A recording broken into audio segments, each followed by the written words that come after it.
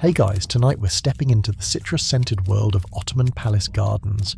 Imagine the soft gurgle of a marble fountain, sunlight sifting through a canopy of fig leaves, and a man in silk robes delicately carving a swan out of a pear. That's not dessert. That's politics, poetry, and power, Ottoman style. You're entering a place where fruit wasn't just food. It was status, seduction, and sometimes a secret message. Every grape glistening in a bowl might have been polished by a gloved hand. That melon?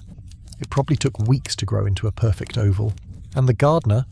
Trained like a calligrapher, but with apricots.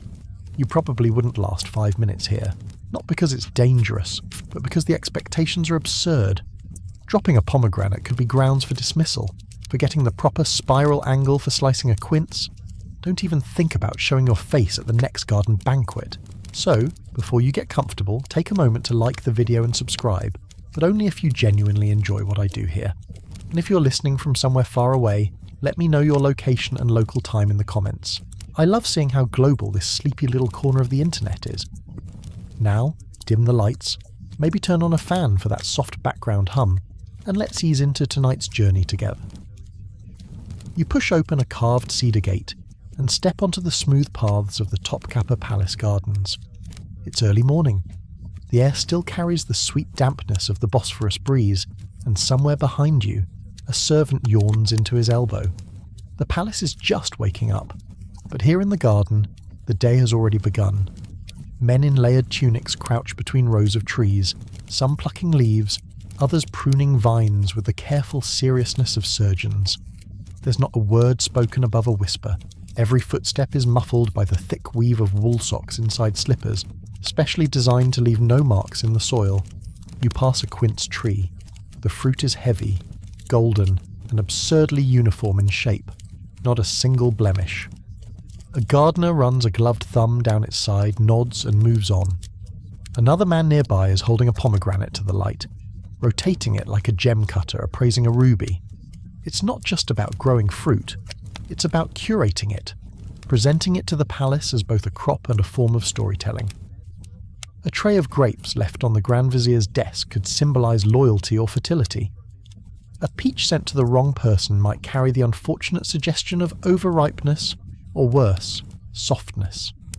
One elderly gardener leads you toward the back of the grounds, where a smaller orchard lies shaded by awnings and climbing roses. This, he whispers, is where the sculptors work. You blink in the filtered sunlight. Before you is a long wooden table laid with fruit, dozens of them, each one half carved into something unrecognizable and strange. A watermelon carved into a minaret, a lemon shaped like a rose in bloom, a gourd sliced into delicate ribbons, curling like fabric in a breeze. You sit quietly, watching. One man shaves a cucumber into a dragon's tail. Another melts a fine thread of sugar over a plum to create the illusion of dew. These men aren't cooks, they're gardeners, trained from adolescence to see not only the biology of fruit, but its potential as sculpture. Historians still argue whether the tradition began under Sultan Suleiman the Magnificent, or earlier, possibly with Persian influence flowing through Anatolia via trade routes. What's certain is that by the 17th century the Ottoman court had transformed fruit presentation into a formal art. There's a slight tang in the air, cut rind, soft rot, sun-warmed peel. You breathe it in, it's oddly soothing. You reach for a pear and are stopped by a quiet voice. Not that one. A young gardener, barely older than a schoolboy, gently turns it in your hand. It's being trained for symmetry. 3 more days, he winks. Then you can eat it. Yes, trained. In these gardens, fruit is not merely harvested. It's guided, tied gently with silken threads to encourage curves, shielded from the sun with tiny fabric hoods, fed mineral blends mixed according to season and mood. Some melons are rotated daily for balance, others are whispered to. That last one may be a joke, but you can't quite be sure. You pause beside a vine bearing plump pale grapes. Each one is the size of your thumbnail and spaced with eerie precision. A gardener stands nearby holding a ledger. He's writing something. You glance over. Grape number 47. Minor blemish, northern exposure. Remedy, shade and prune. Check again on Friday. You nod, as if you understand, and keep walking. Beyond the sculptor's workbench lies a circular clearing with stone benches and a canopy of fig trees. A few gardeners are resting here, sipping sherbet from tiny cups. One of them pats the seat beside him. He tells you how he once carved a pear that looked like a fish. It took him 3 days, a heated wire and 3 pears. The first one melted, he shrugs. The second exploded. But the third, that was dinner for a prince. You ask him if the sultans ever noticed the detail. He smiles. They noticed everything. Once, a melon was sent back because the spiral wasn't clockwise. They said it brought bad luck. A pause. He leans in conspiratorially. But we think it was because someone put a love note inside it. You chuckle softly. Of course they did. A melon is a perfectly discreet courier, juicy, sweet, and hard to trace. Somewhere in the distance, the muezzin begins the midday call to prayer. You tilt your head back and watch the fig leaves rustle. The breeze is warm, the fruit is ripening, and the quiet ballet of the gardeners goes on around you. It's easy to forget in this stillness that every slice of melon once served on a golden plate came from hands like these, stained, steady, quietly reverent. And as the sun shifts slightly overhead, you realize you've been sitting still for nearly an hour, just watching a man carve a quince into a rose. And somehow, that feels like time well spent. You shift slightly on the cool stone bench, and in doing so, knock a fallen fig leaf off your lap. It flutters to the ground, landing silently beside a pair of shears so sharp they seem ceremonial. The gardener beside you rises, bows his head slightly, and returns to his careful inspection of a row of apricot trees that appear, curiously, to have been combed. Yes, combed. Their branches are so evenly arranged, their leaves so uniformly spaced, that you begin to suspect someone brings out an actual comb at dawn. Welcome to the world of Ottoman fruit aesthetics, where nothing, even randomness, is accidental. You stroll farther along the shaded path, your slippers now dusty with pollen and soil. A sweet, sour smell drifts from an open-air kitchen nearby, where a court cook is candyfying orange peels for a banquet. It reminds you just how deep this fruit obsession goes, and why not? For the Ottomans, fruit was more than refreshment. It was performance, poetry, and public relations, all packed into one pomegranate. The elite, particularly those in the imperial court, developed a palate not just for flavour, but for symbolism. Every piece of fruit carried a message. The peach with a perfect blush, a sign of divine favour. The sour cherry tucked into a silver tray, humility. The fig with a single drop of honey at its stem, fertility and discretion. In fact, fruit choices were often deliberate political statements. A tray of golden apricots sent to a visiting ambassador could signify abundance and peace, or it could imply that the empire saw the ambassador's nation as soft and sweet, delicious, but easily devoured. Historians still argue whether one particularly infamous fig arrangement led to a full diplomatic incident with Venice in the 1580s. You approach a shaded gallery, one of the quiet corners of the palace where bored scribes once took long breaks and even longer notes. Tucked between carved columns are ceramic panels depicting elaborate gardens, some real, some imagined. One panel shows a line of attendants carrying trays of fruit, their arms outstretched like dancers in a ceremonial offering. Their faces are serene, but their posture is reverent. These weren't just snacks, they were statements.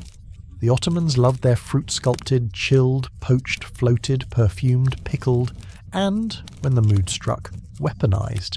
In a manner of speaking, a heavily scented quince served in a rosewater bowl might signal reconciliation. The same quince left to rot and served with no garnish. Disrespect. There's a letter in the palace archives, scrawled by a scandalized advisor, detailing how the melons were insufficiently firm and wholly disrespectful to his grace. Imagine losing your job over a soft melon. You probably would. You arrive at a smaller courtyard, circular and enclosed with creeping jasmine. In the centre stands a marble table, upon which rests a single tray of sculpted fruit. It's a replica, likely for ceremonial use, but the craftsmanship is still breathtaking. A peach carved into a nightingale perched on a cherry branch made of cinnamon bark, a plum hollowed and filled with tiny candied pine nuts, and a gourd that has somehow been made to resemble a miniature mosque. A gardener approaches and gently lifts the gourd. He invites you to hold it. It's cool and surprisingly heavy. "This one took 9 days," he says. "We had to start carving while it was still growing." He points to the stem. "See the line here?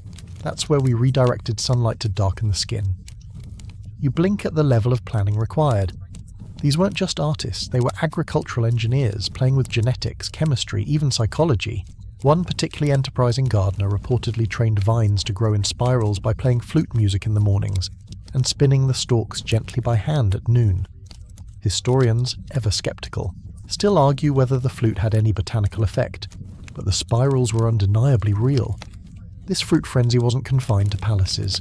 Wealthy households across the empire mimicked these styles, often hiring retired court gardeners to maintain their estates. The trend became so widespread that certain fruit shapes became associated with social rank. A tiered pear, likely upper class, a symmetrical cherry bundle, someone had money, a double gourd that looked like a cat curled up in a sunbeam, that's elite.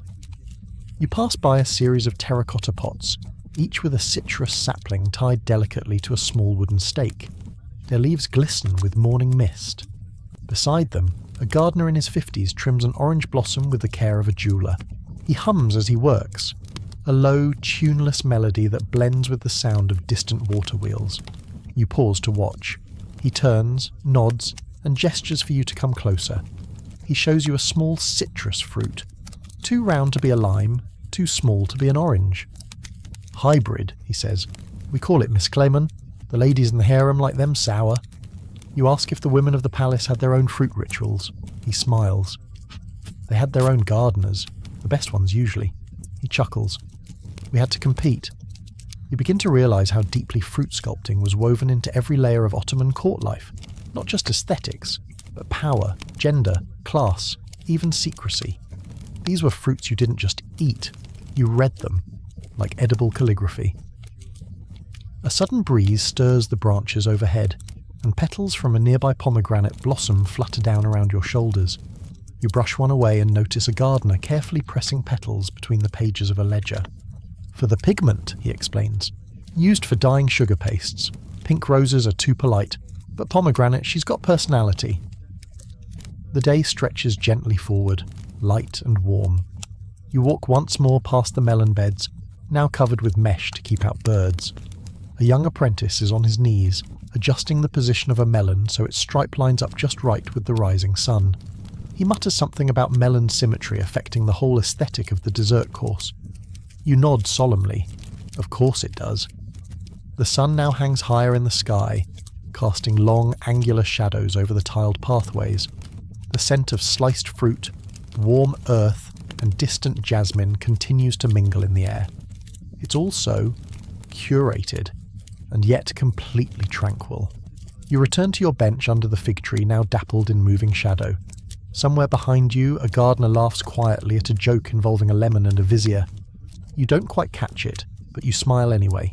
Fruit here is a language, and you're just starting to learn the dialect. Section 3. You've barely settled back under the fig tree before your gaze drifts to the latticework fence along the garden's edge. A delicate wooden weave laced with grapevines, their curling tendrils reaching out like lazy fingers. Beyond it lies a private stretch of orchard, slightly sunken into the landscape. The gardener from earlier, the one who mentioned the sour citrus for the harem, notices your curiosity. He waves you over, then whispers with a slight grin, "This is where the secrets grow." You step through a low archway draped in jasmine, and suddenly the atmosphere shifts. The air here is quieter, thicker somehow, more perfumed. The garden is smaller but even more meticulously arranged, each row of trees geometrically perfect, each vine angled toward the sun like sunbathers on a palace terrace. This, you're told, was the Sultan's private fruit garden, the secret garden behind the secret garden, a place where fruit wasn't just grown or carved, but designed. At the heart of this hidden plot stands an old mulberry tree, twisted and wide-armed. Its bark is knotted like old fingers, and its fruit, oddly pale, hangs in lazy clusters. You reach for one, and the gardener quickly shakes his head. "No, no," he murmurs. "White mulberries are for the silkworms." You lower your hand sheepishly. Of course. In Ottoman gardens, even the trees were multitaskers. Around you are rows of other, stranger trees, hybrid plums that shift colour as they ripen, apricot trees bred to yield fruit in staggered cycles, so the Sultan could enjoy a fresh apricot every morning for a month straight. There's even a squat little fig tree trained into a near-perfect spiral, like a sleeping cat curled around itself. You're shown a row of covered boxes sitting low to the ground. Inside each one, a melon, growing in darkness. To preserve the skin's paleness, the gardener explains, brushing aside a bit of cloth. Some like them ghost white. It's considered delicate, he pauses. Also harder to copy. That way, no other palace can grow the same one. It dawns on you. These fruits were proprietary, guarded, tweaked, branded by method and season. You've heard of royal jewels being kept under lock and key, but royal melons, that's a new one. Historians still argue whether these elite varietals were shared with European dignitaries as gestures of goodwill or carefully calculated political taunts. One Spanish envoy wrote home that the Sultan's peach had the aroma of heaven and the bite of power. Whatever that means, it certainly sounds important. A few steps farther and you're shown the garden's central folly. A shaded marble basin shaped like a flower. Its basin filled not with water, but chilled fruit. Apples floating gently in icy rosewater. Plums sunk to their stems. A few slices of pear so thin they appear translucent. This was how the Sultan cooled his thoughts, the gardener says. Better than ink and paper, no?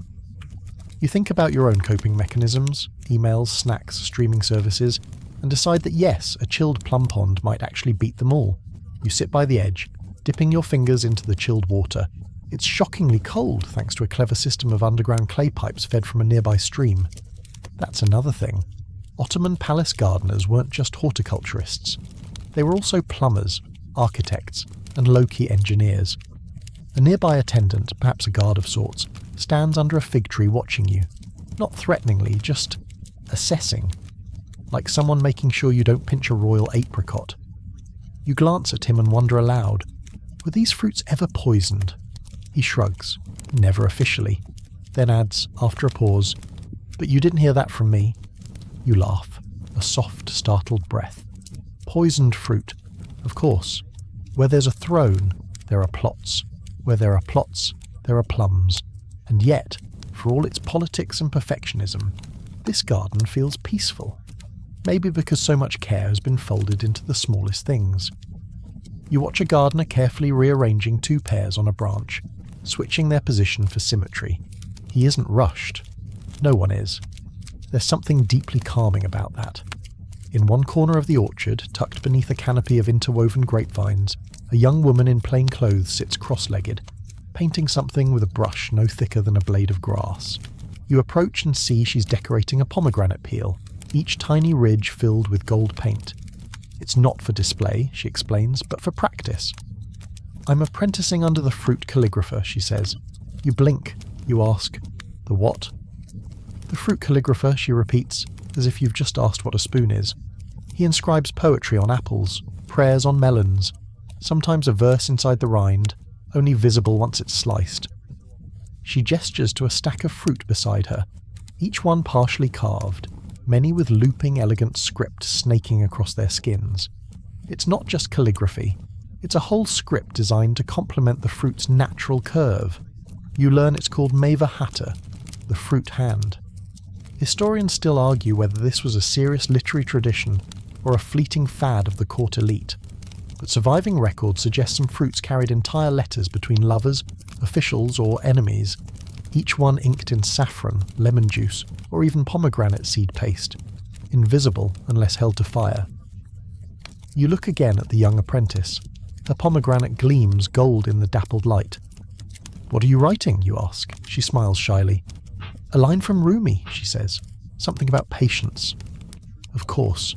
Patience in this garden is more than a virtue, it's a job requirement. The afternoon air is thick now, sweet with fermenting figs and the warm herbal tang of the vines. A breeze rustles the grape leaves above, sending tiny shadows flitting across the dirt path like moths. You find yourself slowing again, sitting longer, breathing deeper. You wonder how many others have walked this garden before you. Sultans, servants, diplomats, gardeners, poets.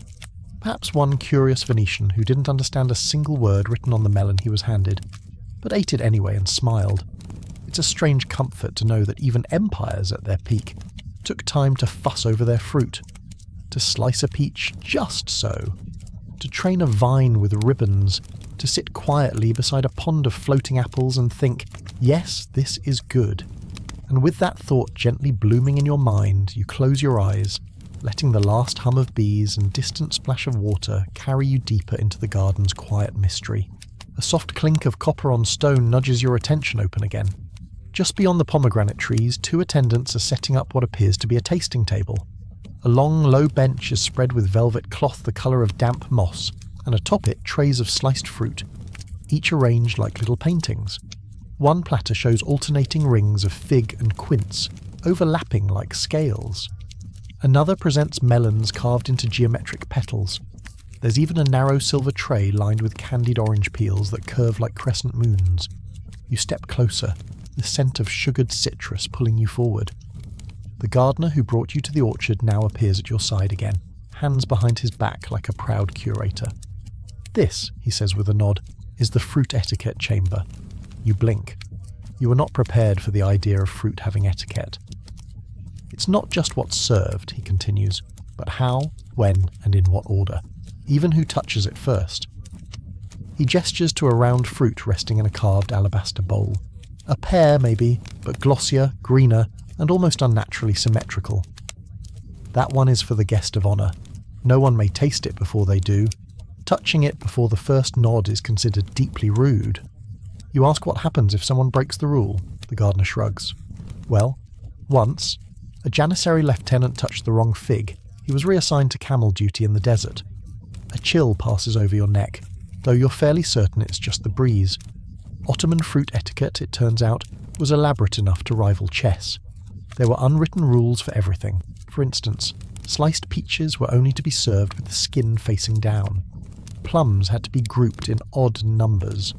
Melons could not be touched with metal utensils, wooden spoons only, polished and scented with clove oil. You watch as one of the attendants brushes a few stray seeds off a platter using a feather fan. Not a single slice is misplaced. You begin to suspect that each tray has been rehearsed, like choreography. This isn't just food, it's theatre, and every guest was expected to know their lines. Even the way the fruit was offered, on trays in folded napkins atop miniature cushions, carried meaning. A soft fig placed on a cushion of saffron, a compliment. The same fig balanced on a spoon and angled toward you without eye contact, a warning. The court poet once described fruit platters as silent letters in a sweet language, and now you understand why. Historians still debate whether this etiquette began in the Topkapi Palace, or evolved more gradually from Persian and Byzantine traditions. There's some evidence that early Turkish nomads also used fruit offerings as ritualized greetings, but not quite with this level of showmanship. You're invited to sit. A small dish of chilled apricots is placed in front of you, their skin slightly translucent from soaking in rosewater. The taste is soft, floral, and only a little sweet. Delicate, like lace. You chew slowly, conscious now of every motion. Do you eat left to right? Do you sip the syrup? Is there a correct eyebrow angle for appreciation? The gardener watches you, amused. Relax, he says. You're not being tested. Not yet. You smile, but secretly you suspect there's always a test somewhere, especially when fruit is involved. From a side alcove, a group of musicians begins to play something low and meandering, soft string notes that rise and fall like warm wind. A palace steward enters, carrying what at first appears to be a dome of polished silver. He lifts the cover with a flourish, revealing a cluster of tiny pears, each one perfectly rounded, dipped in honey, and resting on a base of what looks like crushed almonds? No, crushed pearls. You laugh gently. That seems excessive. The gardener raises an eyebrow. You haven't seen the pineapple. And just like that, a second dome is lifted. There it is. A pineapple. Spiked and dramatic. Seated on a pedestal like royalty. Except it's not whole. It's been carved into a spiral column, the rind shaped into miniature arches, like a mosque's colonnade. Gold leaf dusts the edges. A syrupy drizzle glints like glass. You blink. But pineapples aren't even native to... Correct, the gardener interrupts. That one came from the Indian Ocean. Cost more than a cannon. The Sultan had it carved, perfumed, admired, and then... He pauses for dramatic effect. Never eaten. You stare at the ornate fruit. So? It was just for looking at. The gardener nods solemnly. A fruit of presence, not consumption. You try to imagine spending a small fortune to import a fruit across continents just to admire it for 10 minutes. You realise that in the Ottoman court, fruit was not always about appetite. It was about optics, elegance, and occasionally ego. Nearby, a painting leans against the wall, half covered by a linen cloth. You lift the edge and peek. It's a still life. Figs arranged beside a bowl of dates with a cut watermelon in the background. Seeds carefully arrayed into the shape of a tulip. You like it? The gardener asks. It's beautiful, you say. Painted by a woman from the harem, he adds. She trained under a master miniaturist, spent months studying the way melon flesh catches light.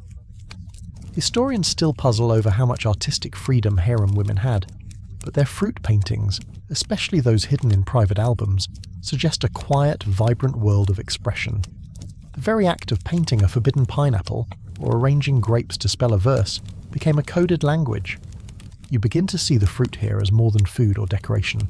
It's a medium, a message, a mirror of mood. The music continues, the apricots are gone, and just as you start to stand, one of the attendants offers you a folded napkin. Inside it, a single candied lemon blossom. For palate closure, he says politely, as though this were the most normal thing in the world. You place it on your tongue. The taste is strange, bright, sweet, but slightly bitter on the edges. You decide that's intentional. Not everything should end too sweetly. As you rise, the sun dips a little lower behind the garden wall. Light filters in through grape leaves, casting green diamonds across the stone floor. You walk slowly, hands tucked behind your back, letting the soft notes of etiquette and sugar melt into your memory. In this palace, fruit is no simple pleasure. It's a passport, a palette, a whole way of speaking that doesn't require words. And somehow, you're beginning to understand it.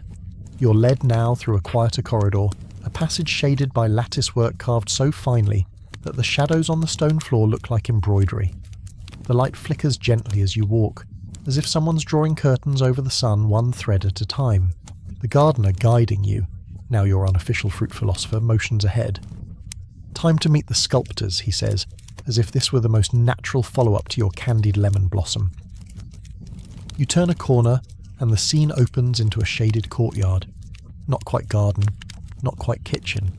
It's filled with long stone tables, low stools, and a dazzling array of blades laid out like instruments before a concert.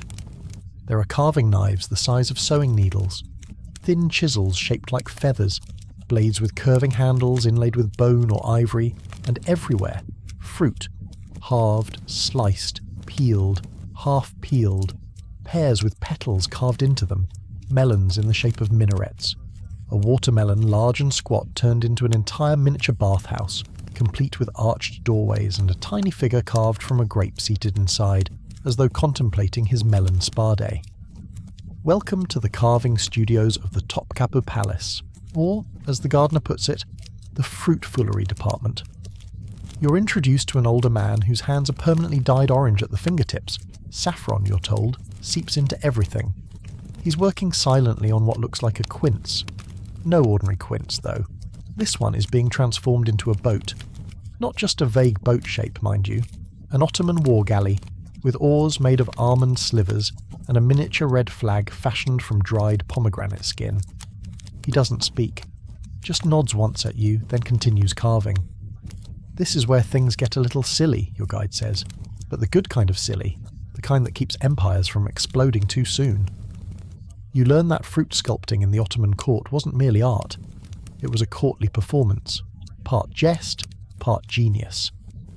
Gardeners and cooks were sometimes summoned not just to prepare a dish, but to stage a display, edible dioramas for the Sultan's amusement, entire battles recreated in citrus, floating palaces carved from sugar melon.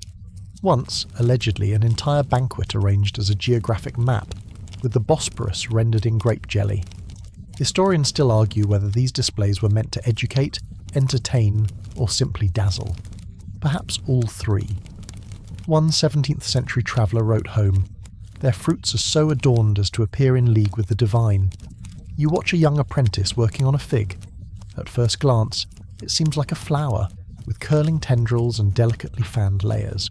But look closer, and you see that it's shaped into a lion, a sleeping one. The fig stem forms the tail, its seeds arranged into a mane. The young carver squints at it critically, then uses a toothpick to shift one tiny seed. "You want to try?" she asks you. You hesitate, but curiosity wins. You're handed a peach and a blade barely longer than your finger.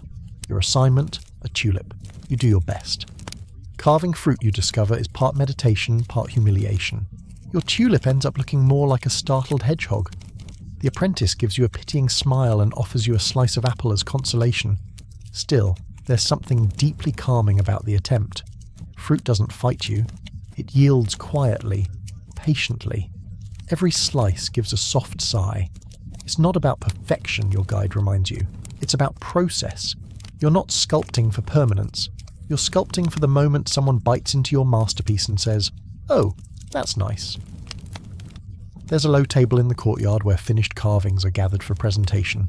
Some are whimsical, like a date shaped into a whirling dervish. Others are elegant, almost ceremonial. One in particular catches your eye, a pear shaped like a minaret, with a tiny paper balcony tied around its middle. The calligraphy on the paper reads, "Beauty fades, sweetness endures." The gardener leans close. That one won first prize in last year's Shenli. The Fruit Festival, you learn, was an annual palace event where sculptors, gardeners, cooks and poets all competed to outdo one another in edible artistry. Winners received gold, fame, and most importantly a special sash embroidered with fruit motifs, worn exactly once, then preserved in cedar drawers for eternity. You begin to understand just how deeply the Ottomans prized the performative. This wasn't just about taste or nutrition, it was about aesthetics, delight, subtle messages wrapped in mango skin. You ask if the Sultan ever carved anything himself. "Once," says the gardener, "but only as a joke. He turned a cucumber into a dagger and pretended to stab the Grand Vizier." "How did that go?" He grins. "The Vizier fainted." "Of course he did. In a far corner, a carver is working on a massive pumpkin, one so large it takes up nearly half the table. You're told it was grown on palace grounds using secret compost. You don't ask. The carver is turning it into a domed building, complete with windows cut from rice paper and tiny fruit paste lanterns hanging at each corner. You squint. "Is that the Hagia Sophia?" The gardener nods. "Correct, version 3.0. Apparently recreating famous buildings in fruit was a whole genre. You recall reading somewhere that one artist sculpted a version of the entire palace out of candied quinces, and that the Sultan asked not to eat it for 3 weeks, just to admire it after every bath. This is a place where impermanence isn't a flaw. It's the point. Fruit isn't forever, so it must be savoured, sculpted, admired, and then, inevitably, eaten. You find that oddly reassuring. A tray is passed around, small spoons of carved fruit dusted with mint sugar. You take one. The fig is so finely cut it almost melts in your mouth. The mint is like the memory of a breeze. You lean back, sighing softly. This courtyard, with its knives and laughter and edible daydreams, feels like the kind of place that remembers how to play. It reminds you of childhood afternoons with coloured pencils, building sandcastles, or trying to draw your cat. That same unhurried joy. And here, under Ottoman arches and grapevine shadows, that joy isn't just tolerated, it's celebrated. You close your eyes. Somewhere someone drops a pomegranate seed. Someone else laughs. The Sultan's fruit sculptors keep carving. And the Empire, for one more evening, stays gently amused. A light breeze tugs gently at your sleeves as you're ushered out of the carving courtyard and into a hallway that smells faintly of rosewater and old parchment. You notice that your steps are slower now, not out of fatigue, but because the pace of this place has begun to settle into your bones. There's no rush here, just the long looping rhythm of gardens and gleaming trays. You're led through a set of narrow curved halls until the walls suddenly widen into a small circular room with a domed ceiling. Painted across it, in soft pastel tones, is a celestial diagram, but instead of stars and constellations there are fruits. Figs where stars should be, a giant peach standing in for the sun, a crescent lemon moon. This, the gardener explains, was the fruit almanac room. You look around. Shelves line the walls filled with scrolls, folded papers and bound volumes wrapped in soft green leather. One of the scrolls has a wax seal stamped with a stylized cherry. Another shows a hand-drawn pear smiling politely. Here, you learn, is where the Ottoman court kept track of its seasonal treasures. Not just when fruit ripened, but where, how, and why. Gardeners and scholars worked together to document everything from the first blossom on a mulberry tree to the optimal day for harvesting sweet lemons by the Sea of Marmara. It wasn't a mere farming guide. This was fruit science wrapped in poetry. You gently unroll one scroll. It reads like a weather forecast written by a romantic chef. 3rd week of Sabin. If the wind turns westward after the evening call to prayer, expect an early fig blush in the southern orchard. Caution, quince may develop a sour melancholy. You blink. Did that scroll just accuse a quince of having emotional issues? You smile. It's perfect. The gardener chuckles. They believed fruit had temperament, humour, even moods, like people. In fact, according to court theory, fruit was aligned with the ancient idea of the 4 humours: hot, cold, moist and dry. A melon was considered cold and moist, good for calming anger. A cherry was hot and dry, invigorating, sometimes too much so. It was thought that a person's constitution could be balanced, or disrupted, by the wrong fruit at the wrong time. Historians still debate whether these beliefs were based on Persian medical tradition, local superstition, or a bit of both. Some say they were mainly metaphorical. Others argue they had real medical standing, especially in the palace kitchens, where physicians often worked alongside chefs to plan seasonal menus. The Fruit Almanac helped with that. It listed not just ripening periods, but effects on mood, digestion, and even dreams. One page catches your eye. To ease night terrors, boil the skin of 3 plums, mix with rosewater, and sip under moonlight. Do not speak for 1 hour. That's either mystical nonsense or the world's coziest sleep aid. You decide not to question it. You leaf through another volume, smaller and handwritten. This one appears to be more personal, a gardener's notebook. Scribbled drawings of apricot trees. Tally marks next to varieties you don't recognise. Sleepy fig, jealous apple, peach with sunburn. One note reads, "Cherry near kitchen gate too proud, refuses to ripen with others." You glance at the gardener. Did they really name the trees? Oh yes, he replies, and sometimes argued about it for days. Apparently the palace gardens had trees with names like Velvet Sultan, White Tongue, and The Fruit That Waits. There was even a prized fig tree nicknamed the Eunuch, because it never bore fruit but always bloomed dramatically. The room, you realise, is not just a library, it's a time capsule. A whole philosophy of fruit scribbled in ink and sealed with cherry red wax. A small alcove contains a water basin, carved from a single piece of marble. Floating in it, orange blossoms. Why? So the scrolls don't forget the scent, your guide says cryptically. It sounds absurd. It also makes total sense here. You sit for a moment, surrounded by scrolls and dust motes, feeling like a scholar of forgotten orchards. The air smells warm, like dried fig skin and old books. The gardener passes you a small card from one of the shelves. It's written in Ottoman Turkish, the script looping like lazy vines. He translates aloud, "To serve fruit without knowing its time is to serve the moon at dawn." You nod solemnly. That seems correct. You've never thought of fruit as being particularly attached to time, but in this palace, timing is everything. The perfect moment to pluck a peach, slice a melon, or cool a pear in snow dug from the mountains. Even the sound of the fruit changes with timing, the knock of a ripe quince versus one still dreaming of sun. One gardener, centuries ago, reportedly trained apprentices by smell alone. They had to stand blindfolded in the orchard, identify the fruit by scent, and guess the day it would ripen. You wonder what became of them. Probably promoted to chief peach inspector, or reassigned to melon lantern duty. Your guide hands you a folded parchment. It's a calendar, not of holidays, but of fruit tastings. Dates marked with handwritten notes. The day the watermelon first weeps. The peach banquet. Night of the lemon candles. Each entry sounds like a dream. You're not sure if you're learning history or slipping into a sleepy kind of folklore. But here, in this room, that line doesn't seem to matter. The Ottomans took their fruit as seriously as their empires, and perhaps, deep down, knew which would last longer. You rise slowly, brushing imaginary dust from your robes. The gardener bows slightly and leads you back toward the garden path. Outside, the light has shifted. Late afternoon, soft and golden. A breeze carries the scent of ripening figs and something else. Perhaps cinnamon from a nearby kitchen, or maybe just your imagination. You follow the stone path slower now, each step sinking deeper into this fragrant dream of carved pears and melancholy quinces. The Empire, it seems, once documented every fruit like a royal guest, and somewhere in those scrolls your visit today might have earned a note. 6th hour past midday. Stranger tasted almanac figs. Seemed pleased. Sunset arrived unbothered.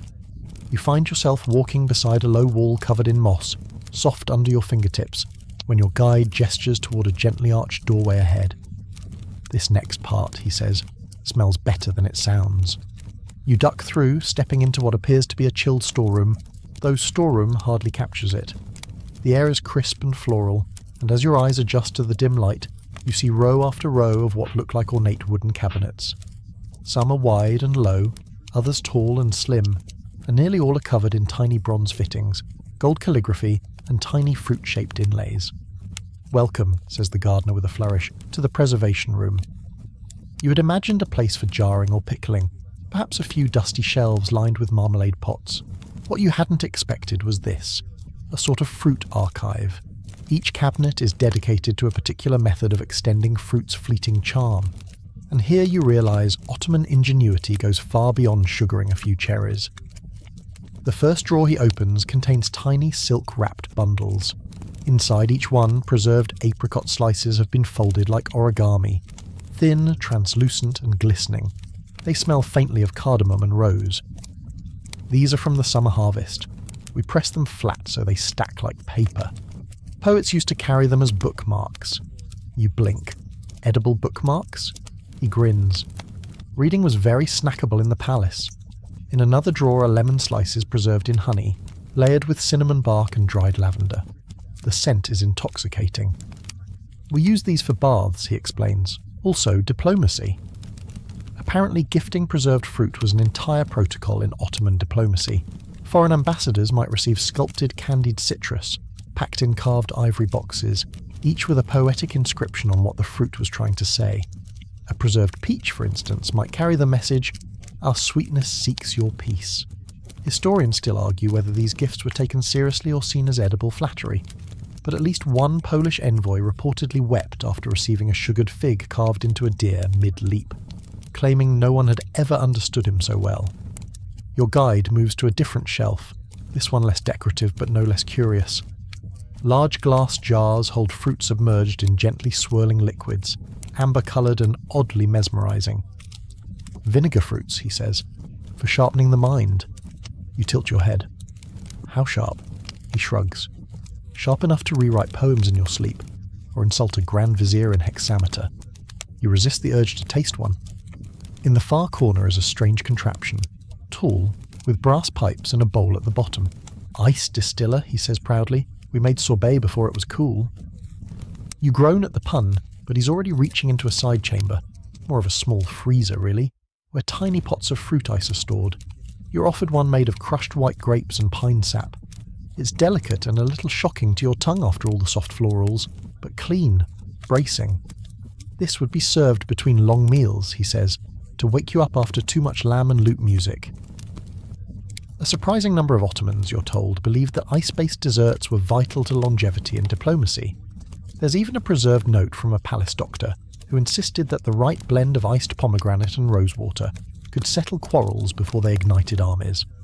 Modern scholars are unsure whether that was medical advice or a poetic bribe. In another drawer, you're shown sugared melons sliced thin as parchment and folded like fans. A nearby scroll details the art of melon layering, choosing fruits with subtly different colours so that, once folded, they created a gradient from pale green to deep coral pink. These weren't eaten in haste. They were studied, admired, sometimes sniffed more than bitten. "Why not paint with fruit?" the gardener murmurs. "It's just as ephemeral." You nod. Here, even sweetness has layers of meaning. You come upon one particularly curious cabinet, its drawer sealed with a soft wax plug. "Aromatics," your guide says, popping the wax. Inside, a small fruit paste stored in clay pots, meant solely for scenting letters, not for taste, just touch and fragrance. A date and orange blend was often used for farewell letters, apple pistachio for flirtation, and a rare cherry cypress blend for reconciliation after arguments. You're starting to feel as though fruit in the Ottoman world had its own language, one of moods, gestures, and polite innuendo.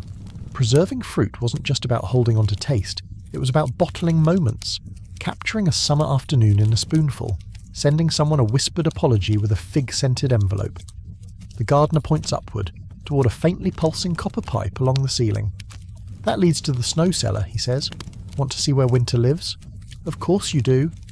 He leads you around a bend to a stairwell that spirals downward. The air cools quickly. By the time you reach the bottom, the scent of crushed mint and stone fills your nose. You step into a cavern-like chamber filled with blocks of packed snow, layered with straw and eucalyptus leaves to prevent melting. This was once the palace's secret to summer fruit sorbets, iced lemon drinks and chilled melons. Snow was hauled from the mountains during winter, packed into bricks, and stored deep underground. It was then used in minuscule quantities, doled out like treasure. You pass by crates labelled by season, some holding fruits preserved in cooled honey, others wrapped in silk and sealed with dried lavender. These weren't just for feasts, they were sent as gifts, served during rituals, and sometimes simply admired. Fruit was power, your guide says, tapping one crate affectionately. To offer chilled cherries in August was to say, "I can hold on to time." That sentence settles into you like a heavy robe. You glance around this strange cold chamber and imagine the empire above, its domes shimmering in heat, its walls echoing with lute and fountain water, and somewhere, someone biting into a plum cooled by a snow that fell 6 months ago. In this dim, fragrant vault, time isn't linear, it's sliced, preserved, folded into fan-shaped melons and frozen into grapevine sorbets. And the people who cared for these fruits weren't just cooks or servants. They were archivists of taste, whisperers of season, and keepers of fleeting joy. You ascend slowly, warmed not just by the sun but by the knowledge that somewhere beneath your feet, winter still sleeps in boxes of lavender-scented ice. You step back into the warm sunlight, the gentle hum of the palace garden surrounding you, as you breathe in the sweet scent of orange blossoms mingling softly with the faint trace of fresh mint, carried on a lazy breeze. The gardener, your patient companion in this journey through the empire's fruit artistry, gestures ahead toward a small, secluded courtyard. It is an intimate space, ringed by low hedges neatly clipped into gentle curves, and delicate fountains whispering the quiet song of falling water into stone basins. Here, this garden sanctuary, young apprentices once gathered to learn the subtle and graceful craft of fruit sculpting. A practice that was more than mere decoration. It was a form of quiet meditation, a rite of passage, and a gentle conversation between the carver and the living fruit. You settle yourself on a smooth stone bench, cool beneath your fingertips despite the afternoon sun's warmth. The gardener produces from a weathered wooden box a carefully curated collection of tools, simple yet elegant, slender curved knives, tiny chisels with handles worn smooth by generations of use, delicate picks and soft brushes designed to tease and shape without bruising. Each instrument has a purpose, honed for the particular textures and shapes of different fruits. The tools themselves feel like old friends, each carrying its own history whispered through the nicks and scratches on their polished surfaces.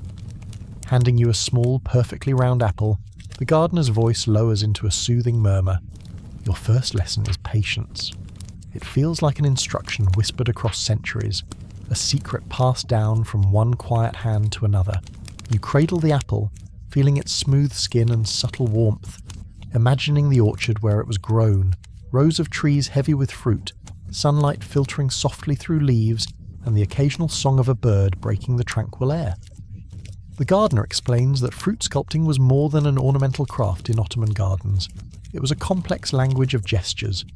Each carved shape, each twist of peel or delicate incision carried meaning. A pomegranate carved into a blossom spoke of fertility and abundance. A melon sliced into spirals symbolized eternity and the cyclical nature of life.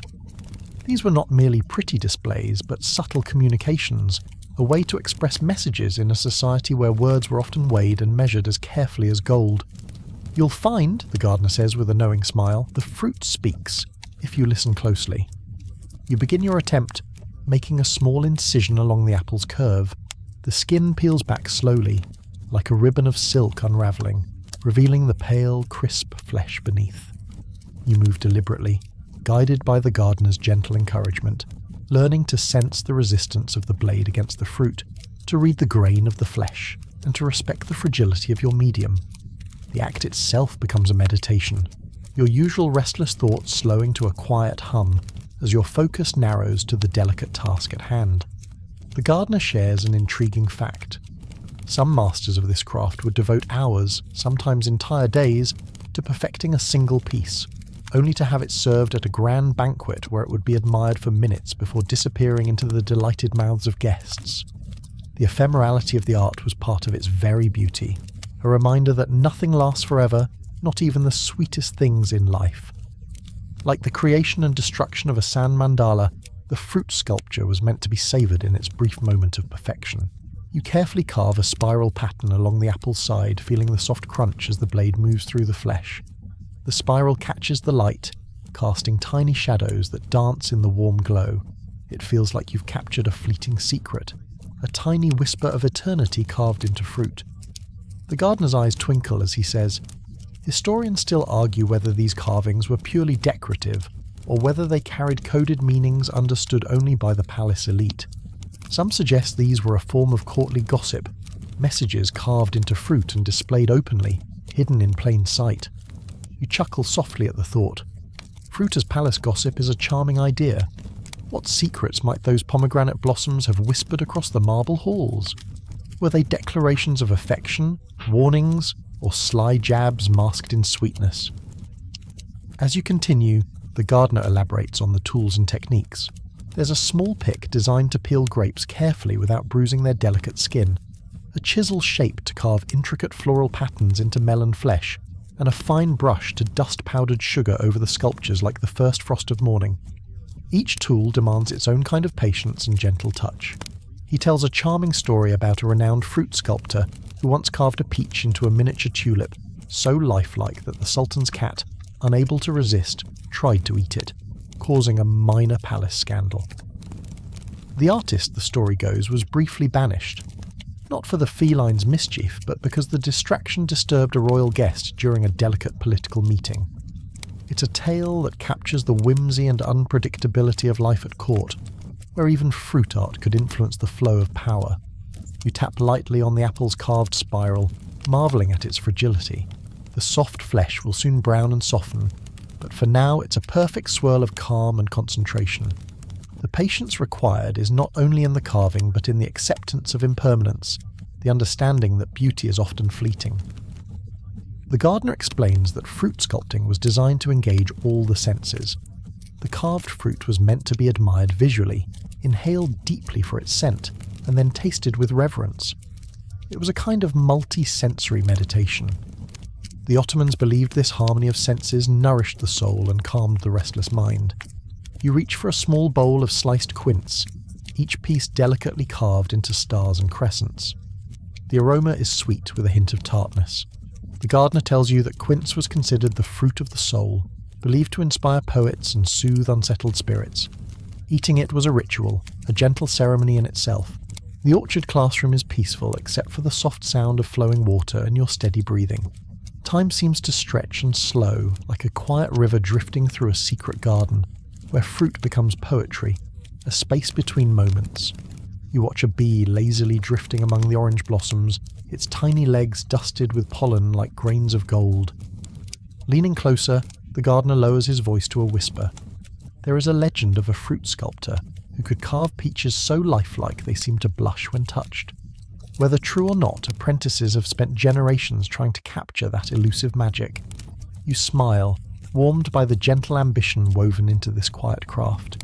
You look again at your carved apple, knowing its beauty will fade soon, but that moment of stillness, of quiet creation, will linger like a soft, calming breath. Here, in the shade of blossoming trees and the hum of water, you feel the delicate balance between effort and ease, creation and letting go. The Ottoman gardeners were not just tending trees or feeding the court, they were shaping moments of peace, one fruit at a time. You rise slowly from the smooth stone bench, feeling the faint residual warmth of the sun on your skin and the cool, crisp scent of carved fruit still lingering in your fingertips. The gardener leads you gently along a winding path, bordered by neat rows of fragrant herbs, rosemary, thyme and sage, each exhaling its own soft, earthy perfume mingling with the distant jasmine blossoms that flutter lightly in the afternoon breeze. The air is filled with the subtle symphony of the garden, the faint hum of bees lazily visiting flower after flower, the distant splash of a fountain, and the soft rustle of leaves whispering secrets of seasons past. As you walk, the path curves toward a grand pavilion nestled at the heart of the orchard. Its wooden lattice walls, carved with intricate geometric patterns, allow the fading sunlight to filter through in a gentle kaleidoscope of shadows, painting the stone floor in shifting, dappled light. The scent here is richer, mingling ripe fruit with the soft musk of jasmine and the faint, cooling breath of the evening breeze. You feel as though you've stepped into a sacred space where nature and artistry intertwine seamlessly. The gardener gestures toward a long, low table polished to a warm bronze sheen, upon which rest trays of fruit sculptures more delicate and elaborate than any you have yet encountered. There are melons carved into lace-like filigree patterns, their translucent green flesh pierced with infinite tiny holes like delicate embroidery. Pomegranates shaped into blooming roses, their ruby seeds glistening like dewdrops caught within each petal. Quinces twisted and shaped into elegant crescents, each curve perfectly balanced as if poised to float away on a breath of wind. Each piece gleams softly in the amber light, revealing details so fine that they almost seem alive. You realize with a slow smile that these creations were far more than mere food. They were silent poems carved in flesh and peel, stories told without words, a form of quiet communication woven into the fabric of court life. Each sculpture carried its own symbolism and message, an invitation to admire, to reflect, to find meaning in the fleeting beauty of nature's bounty. The gardener shares a tale that feels perfectly in tune with the whimsical magic of the place. During one particularly lavish banquet, a fruit sculpture shaped like a soaring bird, wings outstretched and poised for flight, was so exquisitely lifelike that the Sultan's falcon, regal and fierce, reportedly tried to perch upon it. This caused a ripple of laughter among the courtiers, who found delight in the unexpected encounter between the real and the sculpted. The sculptor responsible was said to have gained favour not only for his skill, but for reminding everyone present of the unpredictable joys nature offers, even amid the strict formality of palace life. Historians still debate whether this story is fact or charming palace myth, but the spirit of whimsy and wonder it conveys lingers in the quiet air of the pavilion. You imagine the Sultan, perhaps momentarily amused and distracted by the falcon's antics, finding relief from the weight of empire in this simple, playful incident. As you reach out, your fingers brushing the cool, smooth flesh of a melon carved into a delicate spiral, you feel the deep reverence with which these pieces were created. The gardener explains that fruit sculpting was as much a tribute to nature as it was an artistic expression. The carvers, in their quiet patience, acted as custodians of beauty, transforming everyday bounty into fleeting masterpieces. This was no mere display of extravagance. It was a humble acknowledgement of the gift of abundance and the delicate balance between human hands and natural forms. You watch a group of young apprentices nearby, their faces calm and focused as they shape citrus peels into spirals and flowers. Their movements are slow and deliberate, each cut and fold made with care and intention. The quiet concentration in their eyes suggests something more profound than simple craftsmanship. It resembles a form of prayer, a meditative ritual practiced through the delicate dance of knife and fruit. You reflect on the universality of this ancient tradition. Though centuries and cultures separate you from these Ottoman gardeners, the desire to create beauty, to find meaning in the ephemeral, connects you across time. The act of shaping fruit into art is an expression of that timeless human impulse, to pause, to notice, and to celebrate the small wonders that might otherwise go unnoticed. The sun sinks lower on the horizon, bathing the pavilion in a soft golden glow that gradually deepens into the gentle twilight of early evening. The mingling scents of ripe fruit and blooming jasmine grow more intense, mingling with the cooling air and the distant call of evening birds settling in for the night. You feel a profound sense of calm settle over the garden, as if the space itself breathes softly with the rhythm of the fading day. In this moment, amid the carved fruit and whispering fountains, time seems to slow, inviting you to savour the delicate balance between creation and impermanence. The fruit sculptures are transient wonders, born from earth and sun, shaped by careful hands, destined to be consumed and remembered only in fleeting moments. And yet, their beauty lingers, a gentle reminder of the preciousness of the present. You inhale deeply, the fragrance of quince and orange blossoms filling your lungs, grounding you in the peacefulness of this place. The gardener's words echo softly in your mind. The art of fruit sculpting was designed to engage all the senses, a multi-sensory meditation. The Ottomans believed that this harmony of sight, smell and taste nourished the soul and soothed the restless mind. You pick up a thin slice of quince, carved into a delicate star. The scent is sweet and tart, filling your senses with a quiet comfort. The gardener explains that quince was considered the fruit of the soul, believed to inspire poets and calm unsettled spirits. Eating it was more than nourishment. It was a gentle ritual, a small ceremony that connected the body and mind. The orchard classroom is now quiet except for the soft trickle of water from the fountains and your own steady breathing. Time feels stretched and slow, like a gentle river winding through a secret garden where fruit becomes poetry, where creation exists in a space between moments. You watch a lone bee drifting lazily among the orange blossoms, its tiny legs dusted with pollen that glimmers like miniature grains of gold. The gardener leans in closer and lowers his voice to a whisper, sharing a final tale that feels like a benediction. There was once a fruit sculptor, he says, who could carve peaches so lifelike they seemed to blush when touched. Whether true or not, apprentices have spent generations chasing that elusive magic. You smile softly, warmed by the gentle ambition embedded in this quiet craft. You look once more at your carved apple, knowing that soon its beauty will fade, its flesh softening and browning. But for now it is a small, perfect swirl of calm, a moment suspended in time. Here, beneath the blossoming trees and the soft murmur of water, you feel the delicate balance between effort and ease, between creation and letting go.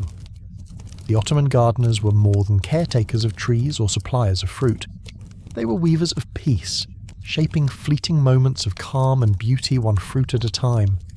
You follow the gardener deeper into the orchard as twilight slowly embraces the sky, turning it from a soft, fading blue into shades of dusky indigo streaked with the last warm glimmers of gold.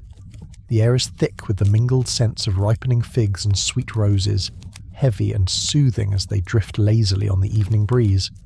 Beneath your feet, the thick carpet of fallen leaves and delicate petals muffles your footsteps, as if the garden itself is taking a slow, deep breath before nightfall, preparing to slip quietly into rest.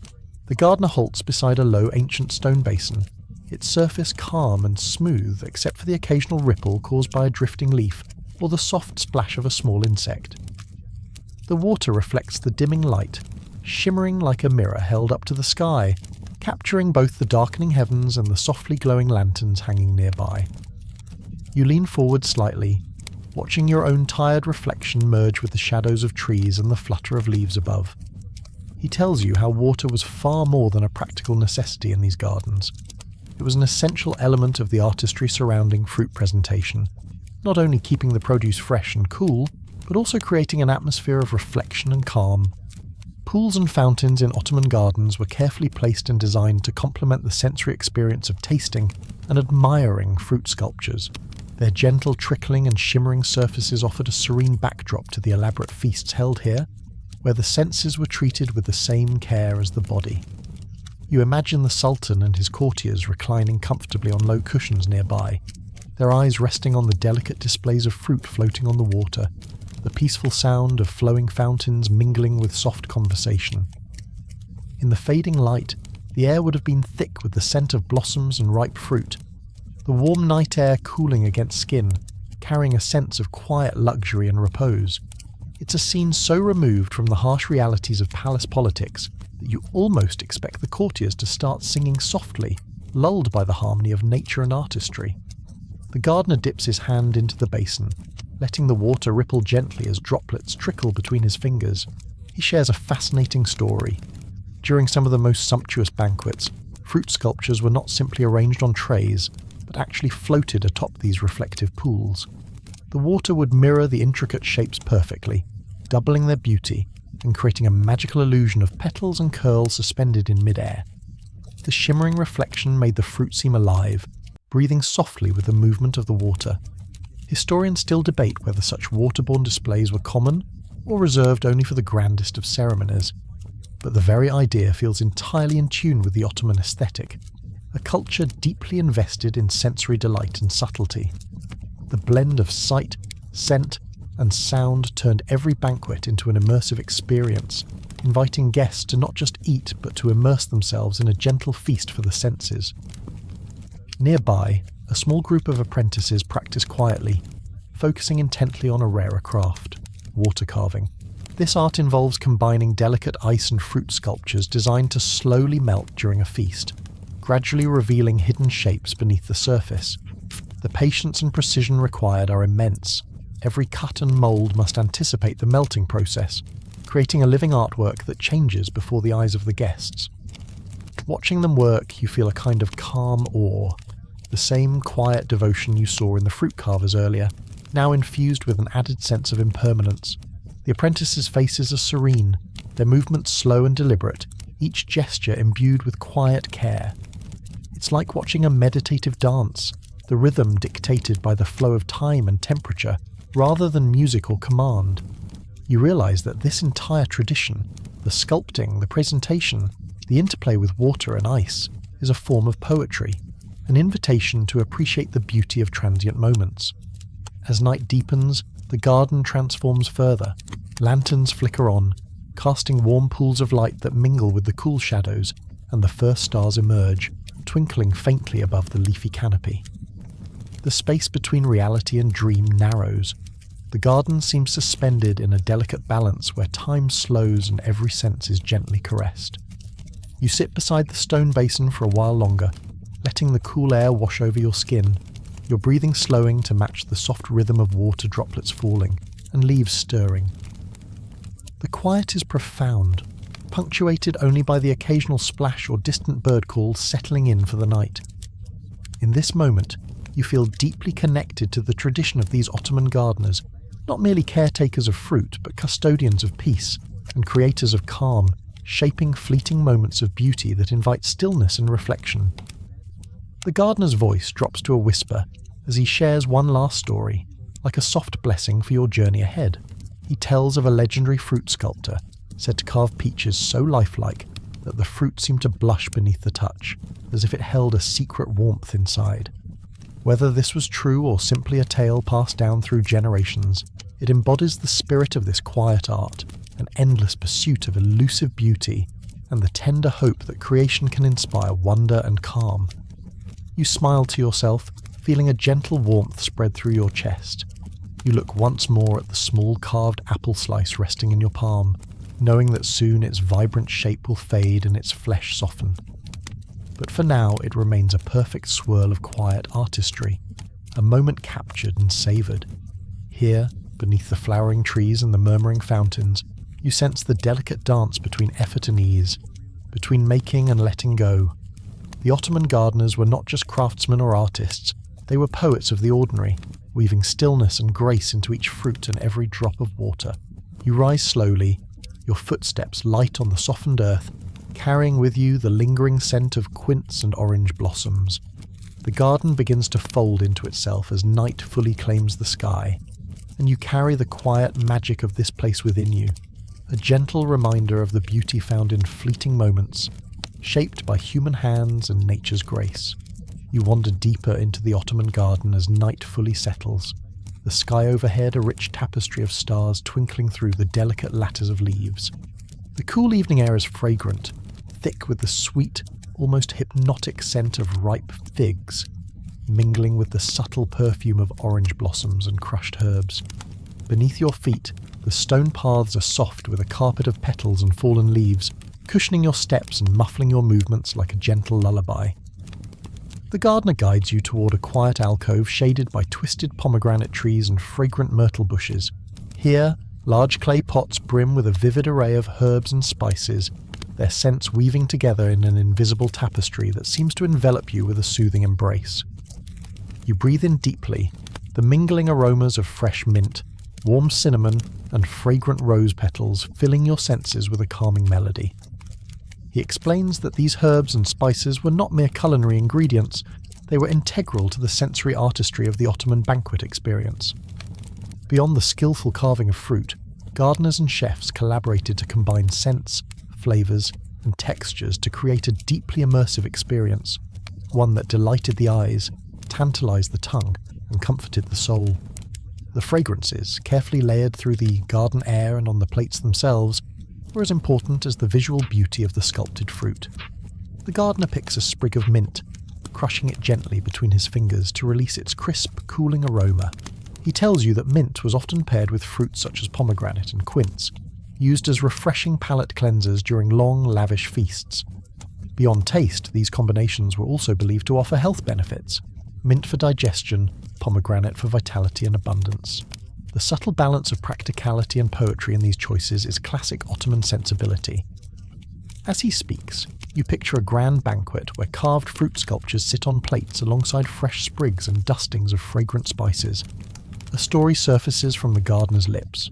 A sultan once requested a feast where fruit was carved into the likenesses of historical figures, each accompanied by a complementary herb or spice. A melon carved to resemble the revered poet Rumi was surrounded by sweet basil, thought to inspire creativity. Nearby, a pear shaped like a fierce warrior was paired with pungent rosemary, believed to sharpen the mind and courage. Historians still argue whether such elaborate symbolic feasts were commonplace or simply the stuff of legend, yet the tale fits perfectly into the poetic traditions of the empire. Here, food was not just sustenance, it was a language of symbols and sensations, a quiet poetry meant to engage every sense and calm every worry. You glance at the apprentices nearby, who are carefully experimenting with subtle spice blends to accompany their fruit carvings. They dust bright orange slices with finely ground rose sugar, sprinkle cardamom over honey-soaked figs, and gently brush cinnamon onto apple wedges. Their focused expressions and delicate, precise movements reveal that this practice is more than a craft. It is a ritual, a conversation between hands, flavours and stories. Taking a slow breath, you let the mingled scents wash over you.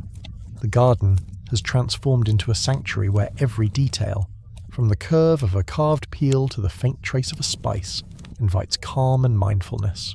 It's a sensory cocoon, crafted to cradle the soul as much as to delight the eye and palate. The sounds around you are hushed yet alive. The distant murmur of a fountain, the soft rustling of leaves stirred by a gentle breeze, and the faint buzz of evening insects beginning their nocturnal symphony. You feel yourself begin to slow, your thoughts drifting like petals on a lazy stream. The gardener's voice falls to a soft whisper. In these gardens, every scent, every shape was chosen to invite peace, he says gently. The art was never just about pleasing the eye or the tongue, it was about cradling the spirit in gentle harmony. You smile quietly, feeling the tension of the day ebb away beneath the fragrant night air. The orchard feels like a timeless refuge, a space where nature and artistry combine seamlessly to tell stories not with words, but with scent, colour, and light. Here, the line between the mundane and the magical blurs, and you find yourself carried on a gentle current of calm and wonder. As you rise to leave the alcove, the cool night air embraces you again, carrying with it the soft perfume of orange blossoms and crushed herbs. The garden, with its intricate scents and subtle artistry, remains etched in your mind, a soothing memory to carry forward, a reminder that even the smallest details can weave profound tranquility. You walk slowly back toward the heart of the garden, each step a quiet celebration of the delicate balance between craft and nature, intention and ease. The world feels softer here, gentler, as if every carved fruit and fragrant sprig has whispered a lullaby meant just for you. You continue your slow stroll deeper into the Ottoman garden as the moon rises high, casting a soft silvery glow over the foliage. The air feels cooler now, carrying a faint earthy scent mixed with the lingering sweetness of citrus and mint from earlier in the evening. The path beneath your feet is softened by scattered petals and fallen leaves, muffling your footsteps and adding to the garden's quiet calm. Somewhere nearby, the gentle sound of water trickling from a small marble fountain blends seamlessly with the soft rustle of leaves, creating a soothing, rhythmic backdrop that seems to slow time itself. As you walk, the gardener begins to speak in a low, gentle voice about the vital role of seasonality in Ottoman fruit sculpting and gardening. He explains how every fruit and flower was carefully timed to the natural rhythms of the year, with the gardeners deeply attuned to the subtle changes in texture, colour, and fragrance that each season brought. The art of carving wasn't simply about shaping fruit, it was about honouring the fleeting beauty of nature's cycles. You picture the gardeners moving through the seasons with quiet reverence, their hands skilled at reading the signs of ripeness and softness, just right for carving. Early spring might bring the delicate blossoms of apricot and cherry, whose fleeting presence inspired intricate floral motifs in fruit displays. Summer, lush and heavy, offered ripe peaches, melons and grapes, fruits bursting with juice and vivid colour, perfect for bold sculptures. Autumn's slower, cooler months brought the richly coloured pomegranate and quince, fruits that were valued not only for their taste but for their symbolic meanings: fertility, love, and abundance. The gardener pauses beside a quince tree, its branches laden with golden fruit that catch the moonlight with a soft glow. He gently picks a quince and runs his fingers over its velvety skin. He explains that quinces were among the most prized fruits in Ottoman gardens, cherished not only for their unique flavour, but for their poetic associations with love and prosperity. Carving quinces demanded a delicate touch. Too hard a hand would bruise their tender flesh, ruining both their beauty and their taste. You listen closely as he shares a curious belief that some gardeners held. If you carved a quince just before dawn, its fragrance would last far longer throughout the day. Whether this was an actual botanical fact or a comforting tradition passed through generations remains uncertain. Historians still debate the origins and veracity of this practice, but the idea feels perfectly in tune with the larger ethos of the garden, where ritual and art blended in subtle, almost mystical ways. Nearby, you see a group of apprentices quietly preparing fruit for the next day's feast. Their movements are careful and deliberate as they wash, inspect, and sort the fruits, their voices soft with concentration.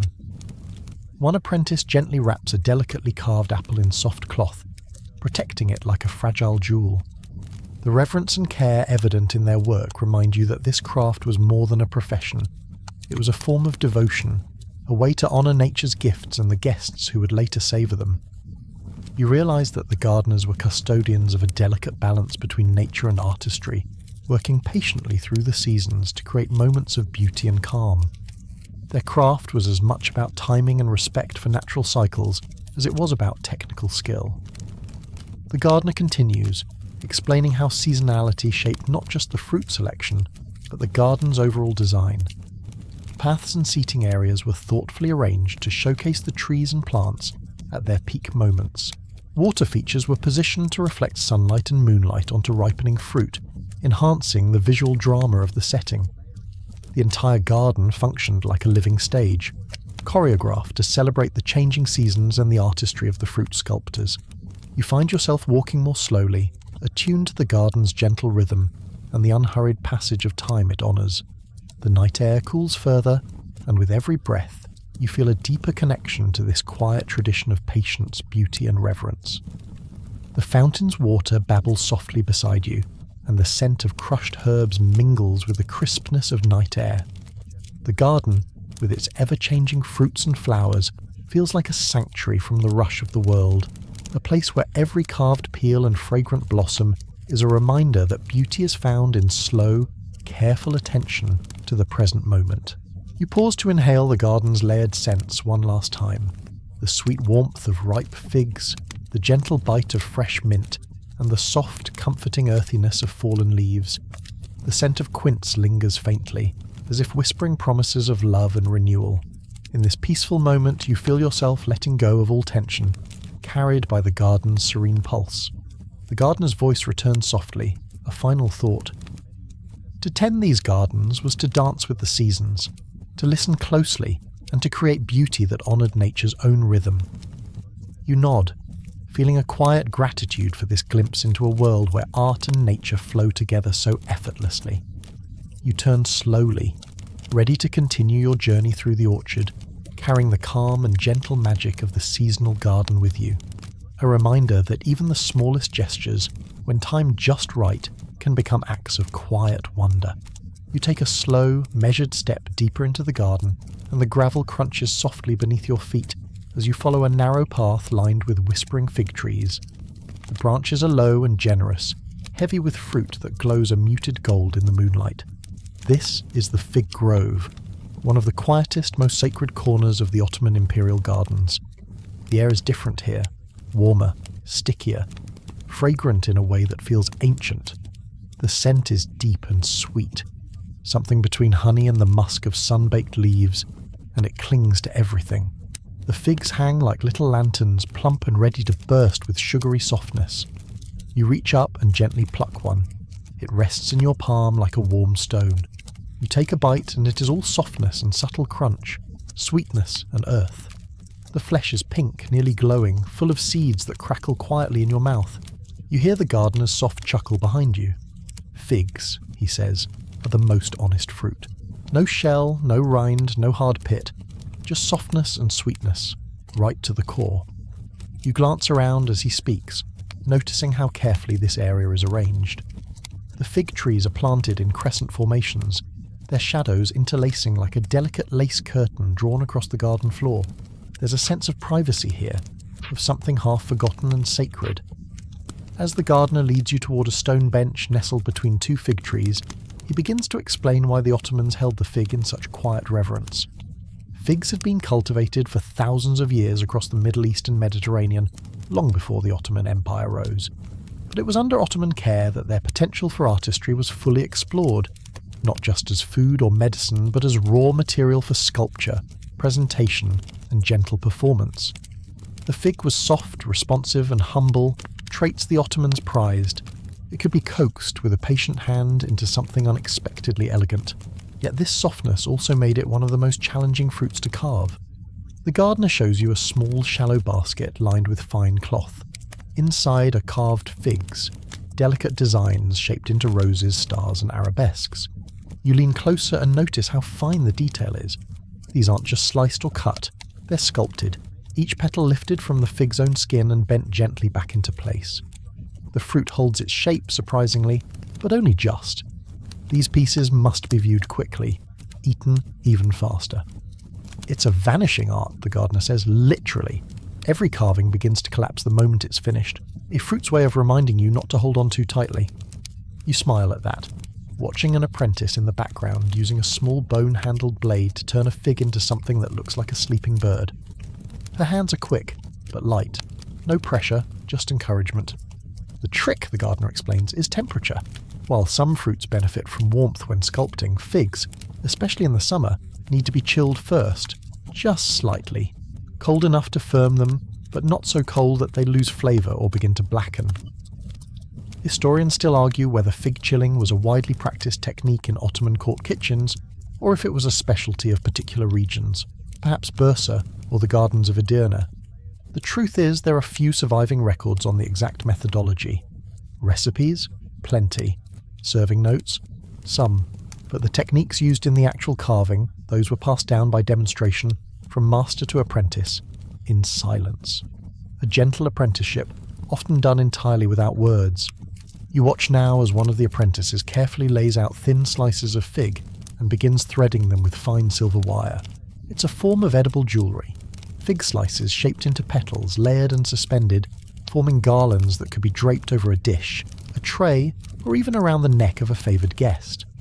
According to one chronicler of the court of Suleiman the Magnificent, the Sultan was once presented with an entire fruit crown made from figs, dates, and sugared plums, strung together so delicately that it quivered with every breath of wind.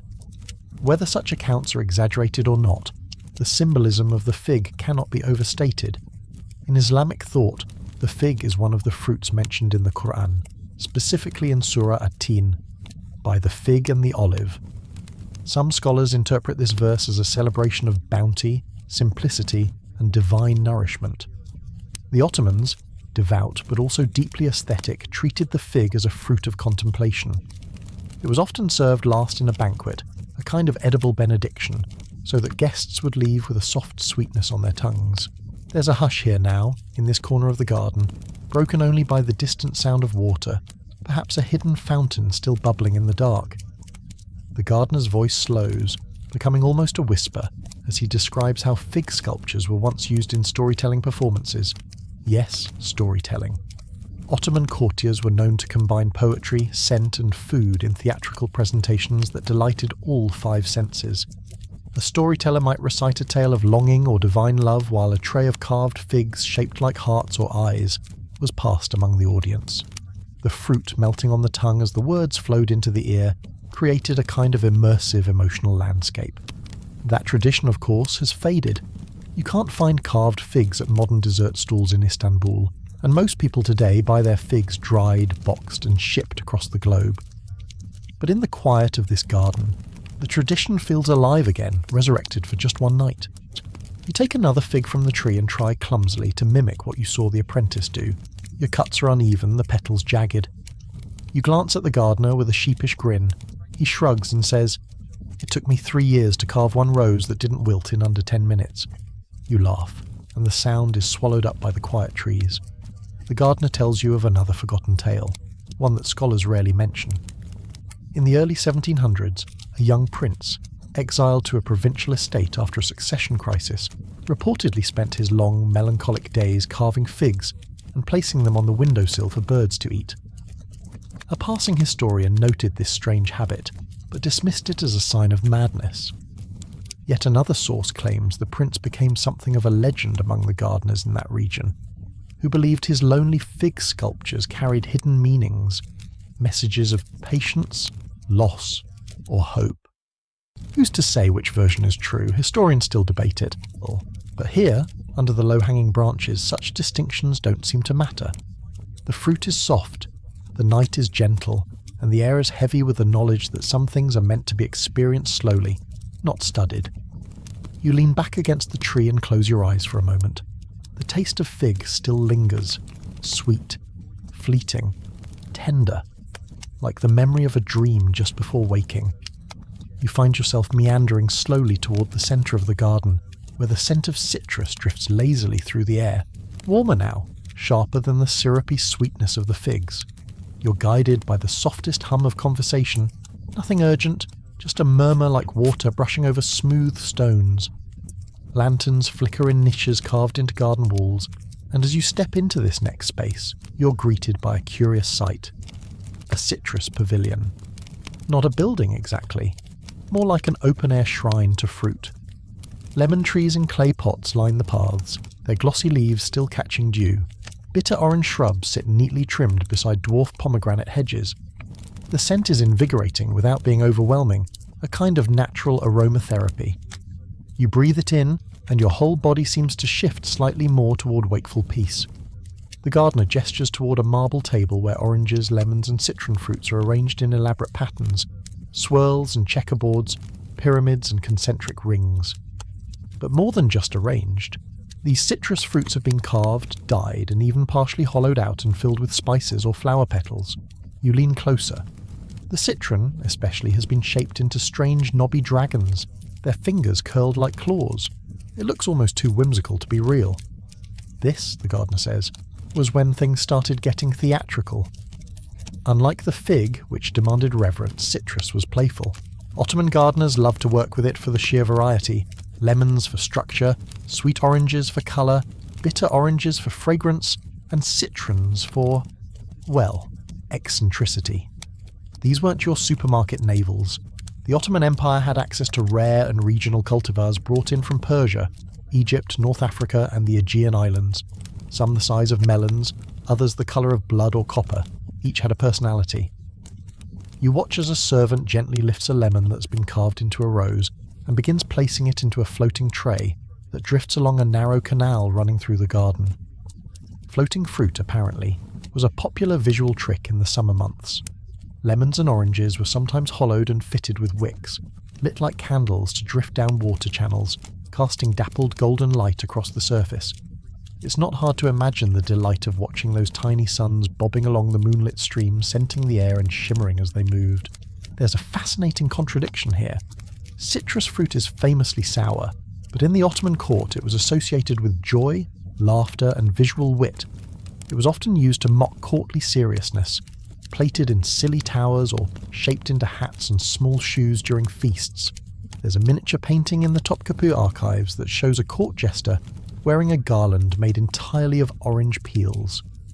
Historians still argue whether it was satire, celebration, or just an eccentric fad. But citrus had its refined side too. You're shown a small knife used by master carvers, curved no longer than your finger, with a hilt inlaid with mother of pearl. This wasn't a kitchen tool, this was a ceremonial blade reserved for cutting citrus for the Sultan himself.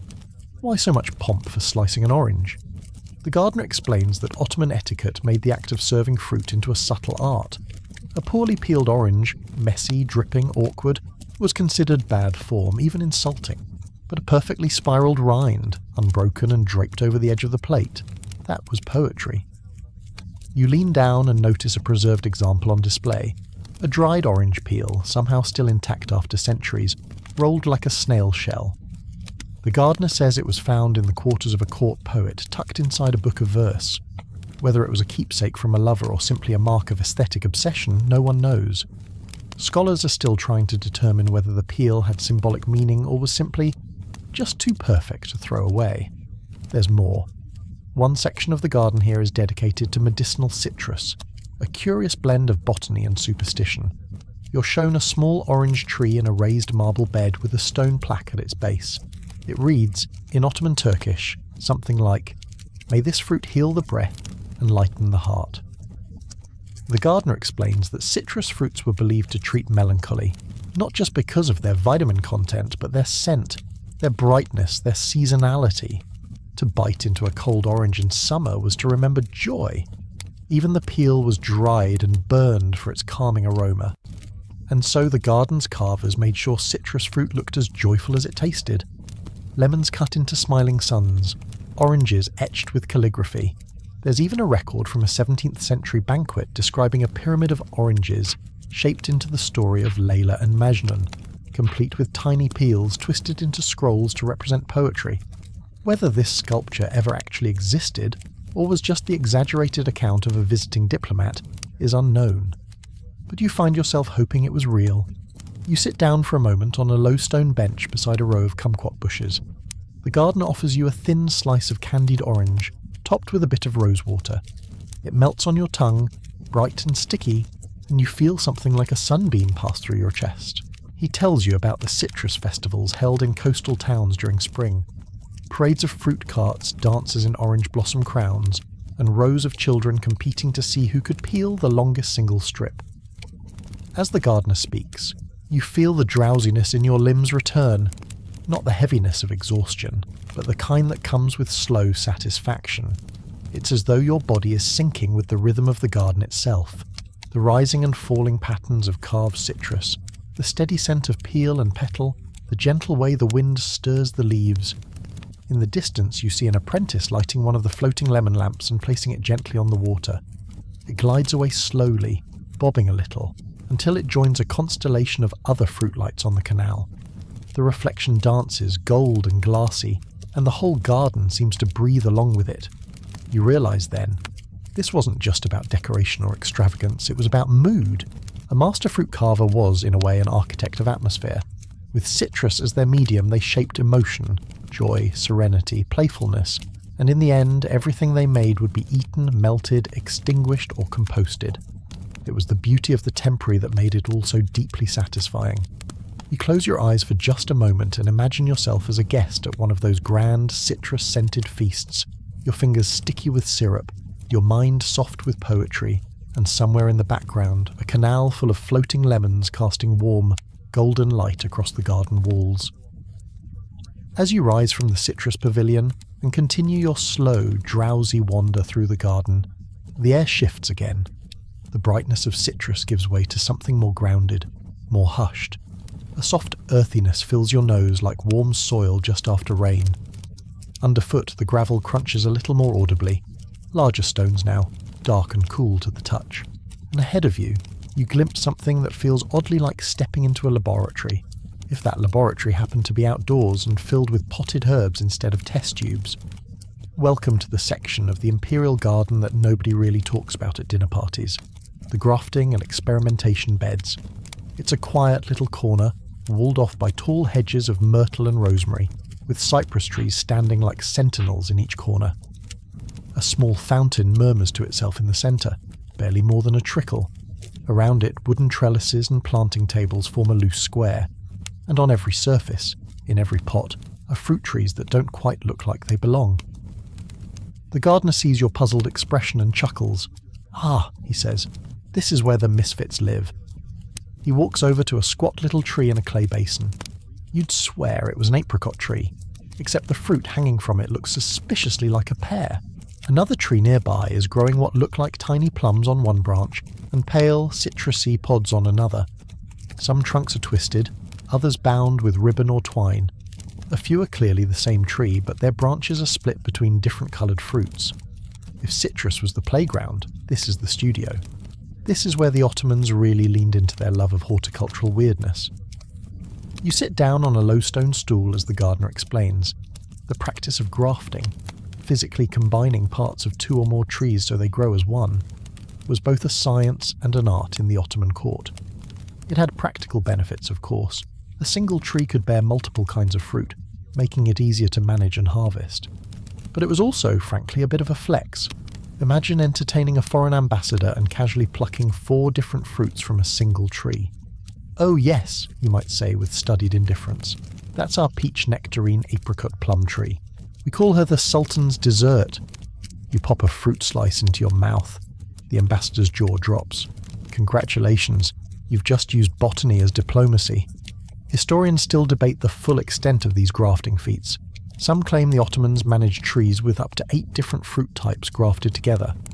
Others say such tales were exaggerated, court poetry dressed as horticultural reporting. Still, evidence exists in the form of planting records, garden manuals, and even paintings, which depict trees bearing mismatched, almost cartoonishly varied fruits. But this wasn't done on a whim. The court gardeners who specialised in grafting, called a shichela, were highly trained, almost monkish in their precision. It could take years to cultivate a single viable graft and decades to develop a truly impressive specimen. There are entire treatises written in Ottoman Turkish on ideal binding materials. Goat gut was surprisingly popular. Grafting angles, moon faces, and even the personality traits of the best trees. According to one 17th century gardener's notes, peach trees were cheerful but prone to sulking, while plums were willing but sensitive to gossip. Whether this was metaphor or a kind of arboreal astrology, no one is entirely sure. The gardener leads you to a wooden box covered with a silk cloth. When he lifts it, you see a tiny knife kit, each blade curved or forked, each with its own ivory handle. They're beautiful, delicate, and slightly terrifying. These were the tools of the graftmaster, not unlike a surgeon's set. In fact, many grafting techniques mirror medical procedures. You make a clean incision, align the tissue, bind it firmly, and pray it takes. If the graft is rejected, the branch withers. If accepted, the 2 lives become one. You pick up a blade and imagine the care, the slowness, the intimacy of the work. This isn't flashy. No crowds gather to watch someone graft a pear stem onto a quince rootstock. But there's a quiet magic to it, something alchemical. You take 2 things that weren't meant to go together, and with enough patience you persuade them to live as one. And of course, some of these botanical Frankenstein experiments led to new flavours. The famous damask plums, for instance, are believed to have originated from Ottoman grafting experiments combining Syrian and Anatolian cultivars. They were described in court menus as fruits that taste of morning, which is either poetic exaggeration or a sign they were delicious enough to deserve verse. You pause beside a tree whose fruit is unusually striped, green with hints of red, like a blushing apple in the wrong outfit. The gardener breaks one open for you. It smells faintly of mint, oddly enough, and tastes like an apple had a quiet identity crisis. "This one," he says, "was a failed experiment. It wasn't meant to be minty, but we liked it, so it stayed." Even failures were often cherished in the imperial garden. If nothing else, they were conversation pieces. One visiting Venetian ambassador noted in his diary that he was offered a fruit of unknowable type, which resembled a fig but had the crispness of a cucumber and the scent of cinnamon. He did not record whether he liked it. You walk further down the rows and come across a stone bench inscribed with faded text. The gardener reads it for you, eyes crinkling with amusement. It says, If the world cannot be changed, let the fruit at least be improved. You smile. It sounds like something someone would embroider on a pillow today. And so this little experimental patch, half science, half whimsy, becomes one of the most calming parts of your journey. There's no pressure here for perfection, only curiosity. What would happen if we tried this? Could we coax a little more sweetness from this tree? Could we turn a stubborn rootstock into something surprising? There's something deeply comforting about the idea that even fruit trees can evolve with a little help and a little hope. A gentle breeze rustles the grafted branches, and a few petals fall around your shoulders like sleepy confetti. You let your hand trail over a leaf that seems to belong to one tree but grows from another. There's a lesson in that somewhere. Maybe about identity or patience. Maybe about how the best things in life take years to grow and sometimes end up tasting nothing like what you expected, but somehow better. The gardener beckons you toward the next path. You stand, slower now, feeling the softness of the night settle in around you. Behind you, the grafted trees sway slightly, as if nodding goodbye. Their branches aren't perfect, their fruits are mismatched, and their roots come from a dozen different places, but they're alive, they're thriving, and they've made something utterly new. Section 16. You leave behind the grafting grove with a head full of strange fruits and even stranger thoughts, half asleep but content, as though you've just read a very long recipe in a dream. Ahead, the gravel path softens into something mossier, quieter. The garden seems to hush as you step deeper into the shaded corridor of what must surely be the oldest part of the grounds. This is where the legacy trees live. Trees older than most empires, older than family lineages, older, some say, than memory itself. Olive trees with twisted, gnarled trunks that resemble sleeping giants. Figs whose roots sprawl in lazy circles, curling like lazy cats into the shaded earth. And date palms, improbably tall, their feathery crowns wagging gently in the dusk breeze like the eyebrows of very wise old men. You rest your hand on the bark of a mulberry tree that looks like it's been struck by lightning twice and live to tell the tale. The bark is deeply fissured, like folded cloth, and you half expect it to whisper something sarcastic in Ottoman Turkish. Another visitor? Sit. My sap ran with Suleiman. This section of the garden is not decorative, not ambitious, not even particularly tidy. The ground here is soft and irregular. Roots push through where they please. Low walls crumble a bit. But the gardener tells you, this is the soul of the garden. These are the mother trees.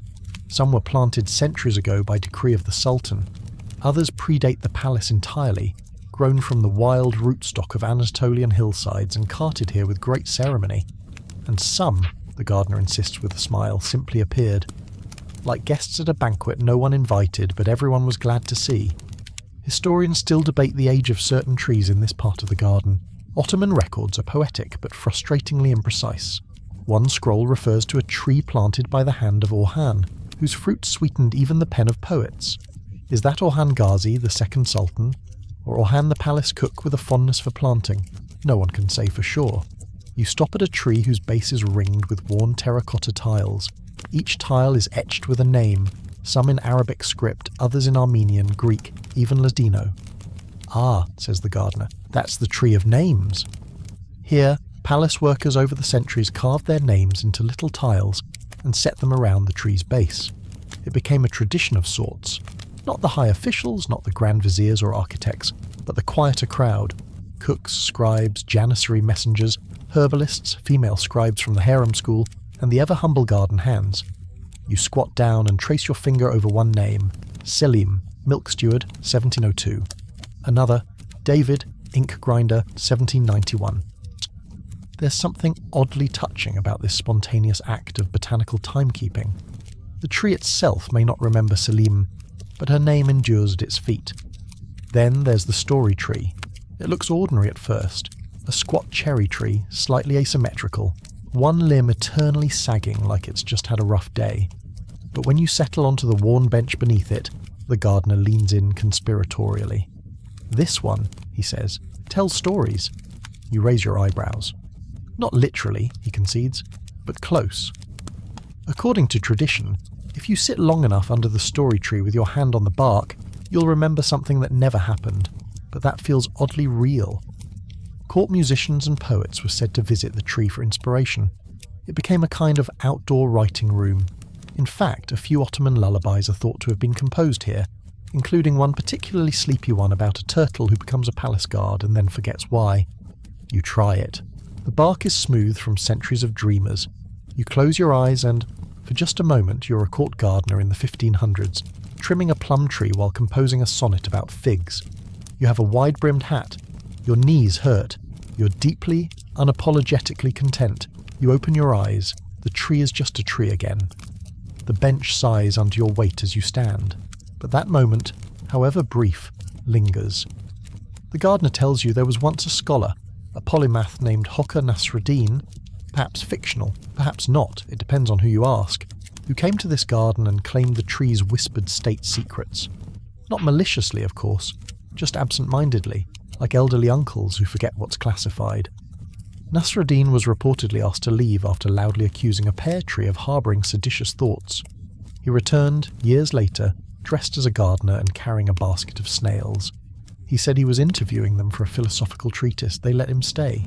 That's the kind of energy this part of the garden cultivates. Slow, odd, deeply human. At the far end of this ancient grove is the gardener's gate, a small wooden door built into the outer wall. It's not large. In fact, most visitors never notice it. But for centuries it was where the real garden caretakers came and went, slipping in before dawn, leaving just after sunset. It was considered an honour to be trusted with a key to the gardener's gate. The outer courtyard even had a miniature shrine dedicated to the unknown gardener, a figure that appears in several Ottoman poems and fables. He's not famous, not divine, just always there, watering, pruning, waiting. According to one legend, when the city was under siege, the palace staff asked this mythical gardener what they should do to protect the court's treasures. He supposedly replied, "Bury the books beneath the olive tree and plant your courage beside the figs."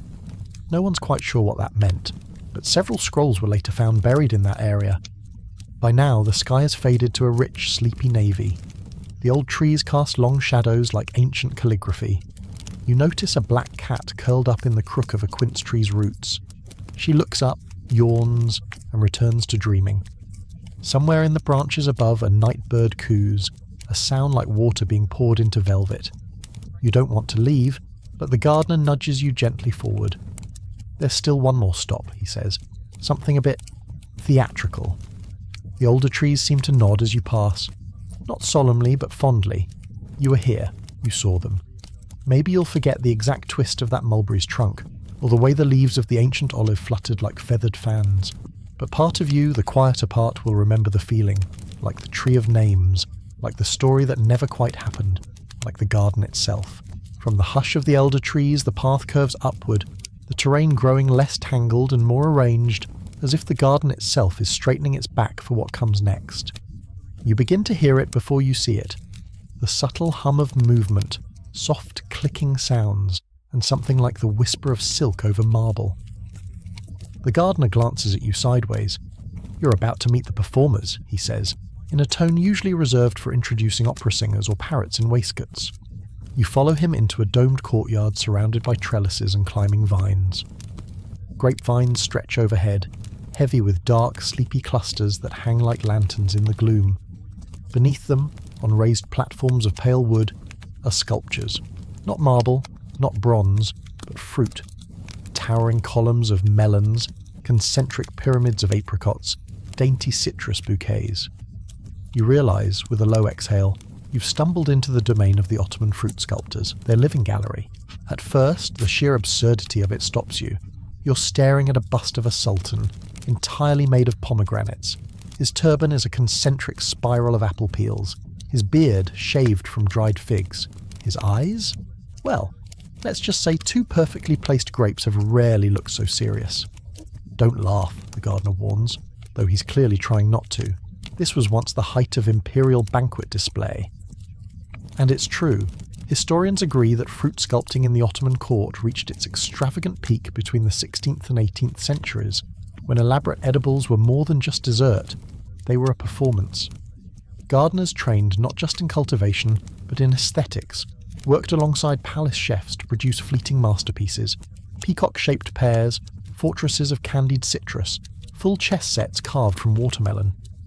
The practice had Persian and Arabic influences, likely filtered through earlier Islamic courts in Baghdad and Cairo, but the Ottomans took it to new levels, turning every banquet into a festival of the surreal. Imagine walking into a hall lit by oil lamps, the air thick with rosewater, and finding a 10-foot-tall fountain made entirely of stacked pineapples, each carefully hollowed to hide a fig stuffed with almonds. Yes, it's all edible, and yes, you're allowed to nibble. But only after the viziers have finished applauding. Of course, not all fruit sculpting was imperial drama. Some of it was playful, even secretive. Gardeners would create tiny fruit scenes for favoured members of the court, miniature lovers carved into dates, a scene of two cats fencing, made from cucumbers and plums, left at the foot of a favourite eunuch's sleeping mat. A small act of affection, or just pure whimsy? Historians still argue whether such personal displays were coded messages or simply the byproduct of too much fruit and too little supervision. You move slowly through the courtyard, noticing how the fruit glows under the soft lanterns. One sculpture is a domed mosque made from melon halves, each slice curved and stacked like architectural tiles. Another is an entire imperial procession, horses and all, constructed from apricots, raisins and dates, their legs supported by delicately sliced cinnamon sticks. The scent is overwhelming in the most comforting way, honeyed, spiced, faintly fermented. You feel like you've stepped into the fruity dreams of a sultan's subconscious.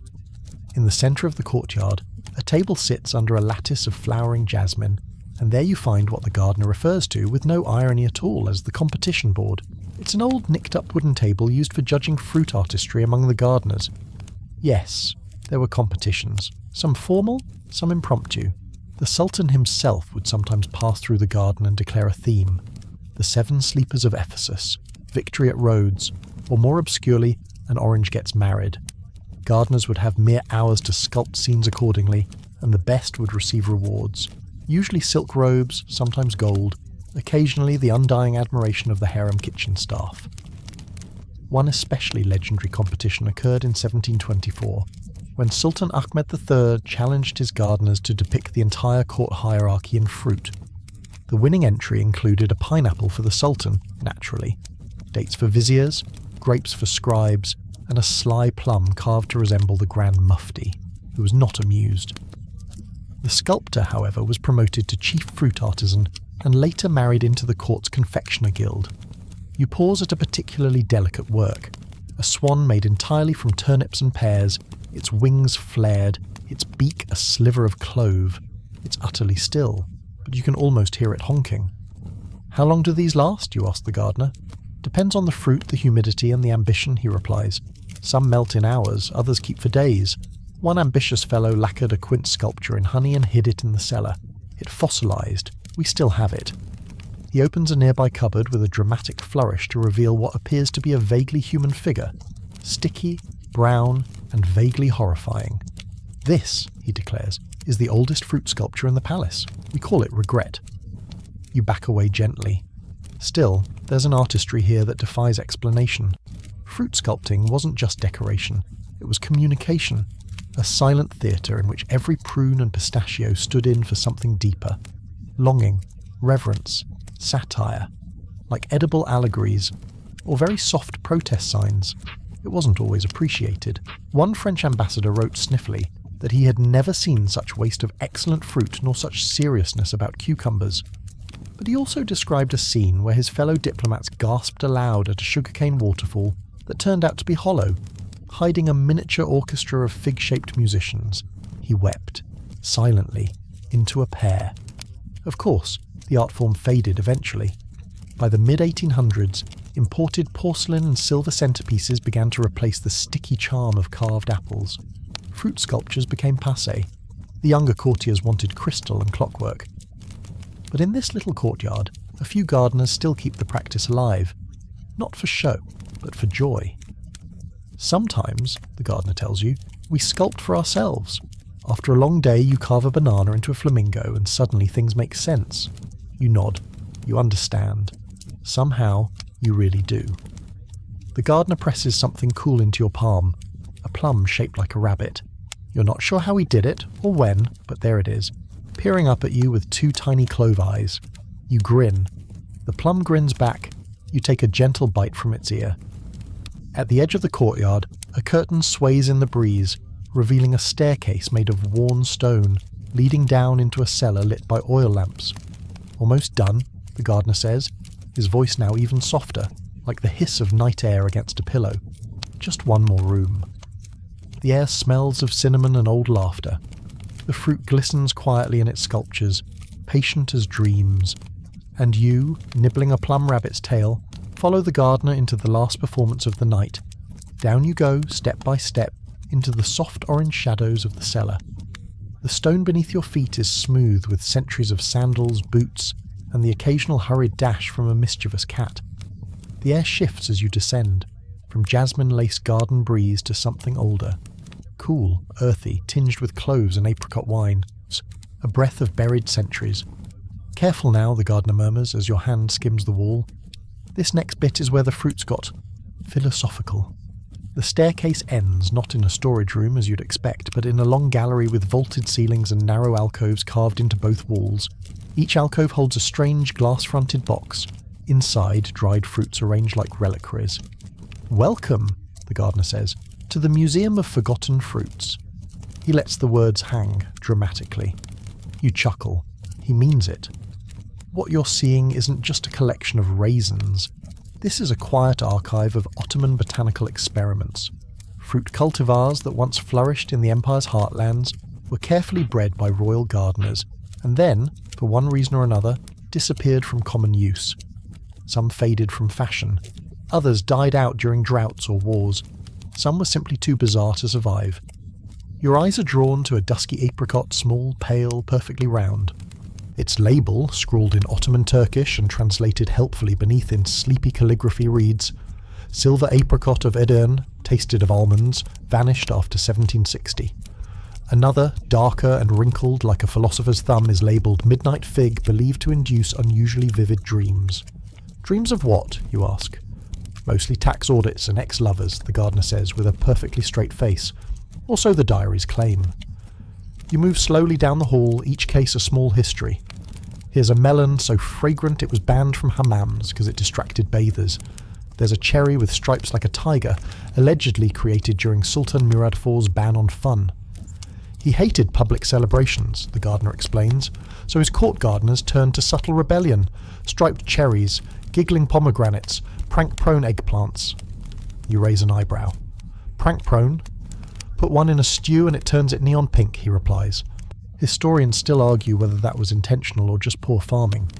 Indeed, this is a room thick with mysteries. One specimen, a walnut encased in what looks like gold leaf, is labelled Gift from Safavid Persia, rejected by Sultan for vibes. Another box contains what appears to be a pear with 6 stems, each twisted like the arms of a chandelier. This one, the gardener says, was grown using silk threads and a pulley system, a triumph of obsessive energy. You're starting to notice a pattern. Ottoman fruit gardeners weren't just cultivators. They were part artisan, part alchemist, part stand-up comic. They bred pears to resemble lanterns, then hung them from trees during nighttime parties. They trained watermelons to grow in the shapes of hearts, stars, even fish. There's even a scroll unrolled behind one case, showing early diagrams for melon armor, a theoretical vest made of hardened rind segments, designed to be both edible and defensive. Did it work? Only if your attacker was very confused. The gallery opens into a lower annex, dimmer still. A single oil lamp flickers in the centre. Here lie the fruit failures, shrines to botanical ambition gone spectacularly wrong. You peer into the first glass box. Inside is what looks like a tomato with the texture of chalk. Its label? Ambition number 4, the bred fruit that tasted of nothing. The next box is worse, some kind of citrus hybrid that, according to its note, smelled of goat and despair, and one, tragically, is just a raisin with a very small hat. Oh, that's a raisin, the gardener says. He was part of a short-lived puppet show initiative. Didn't catch on. You linger beside a dried plum encased in beeswax. It was grown to store perfumes, literally infused with rose and orange blossom oils. The concubines used to carry them, the gardener whispers. Perfumed plums. Bite one, and your breath would smell like a poem. Not everyone approved of such decadence. There were periods of austerity when fruit sculpting and breeding were viewed as wasteful or un-Islamic. Under stricter sultans, entire varieties were cut down or banned. Imagine outlawing a melon, you say? They did, the gardener replies solemnly, and then someone smuggled it back in disguised as a large ham. Wait, so there were underground fruit operations? Oh, absolutely. Secret orchards, whispered trades, the occasional melon heist. Ottoman fruit culture was less garden, more spy novel. In one alcove you find a tiny frame painting, faded now, but unmistakable. It shows a court scene, with a figure presenting a pyramid of glowing peaches to the Sultan. But look closer, and you realise each peach has a different face carved into it. Courtiers, maybe, or rivals. The gardener leans in. Satire, he whispers. Peach satire. That sculptor was quietly exiled to a fishing village and came back 10 years later with a new apple variety and absolutely no explanation. You can't help it. You laugh. But the quiet, sleepy kind, the kind that sighs out of you like the tail end of a yawn, the museum has that effect. You begin to feel as if the fruits are watching you, not menacingly, but curiously, like old relatives who've long outlived their recipes. One final box waits at the end. It's empty, or so it seems. The label reads, "The last sugar quince, eaten by accident, 1893, replanted, never recovered." And beside it, a note in fine handwriting, "All fruit is memory. What we forget, we taste no more." You stare at it for a long moment. The empty box, the sweetness that vanished, the longing in the label.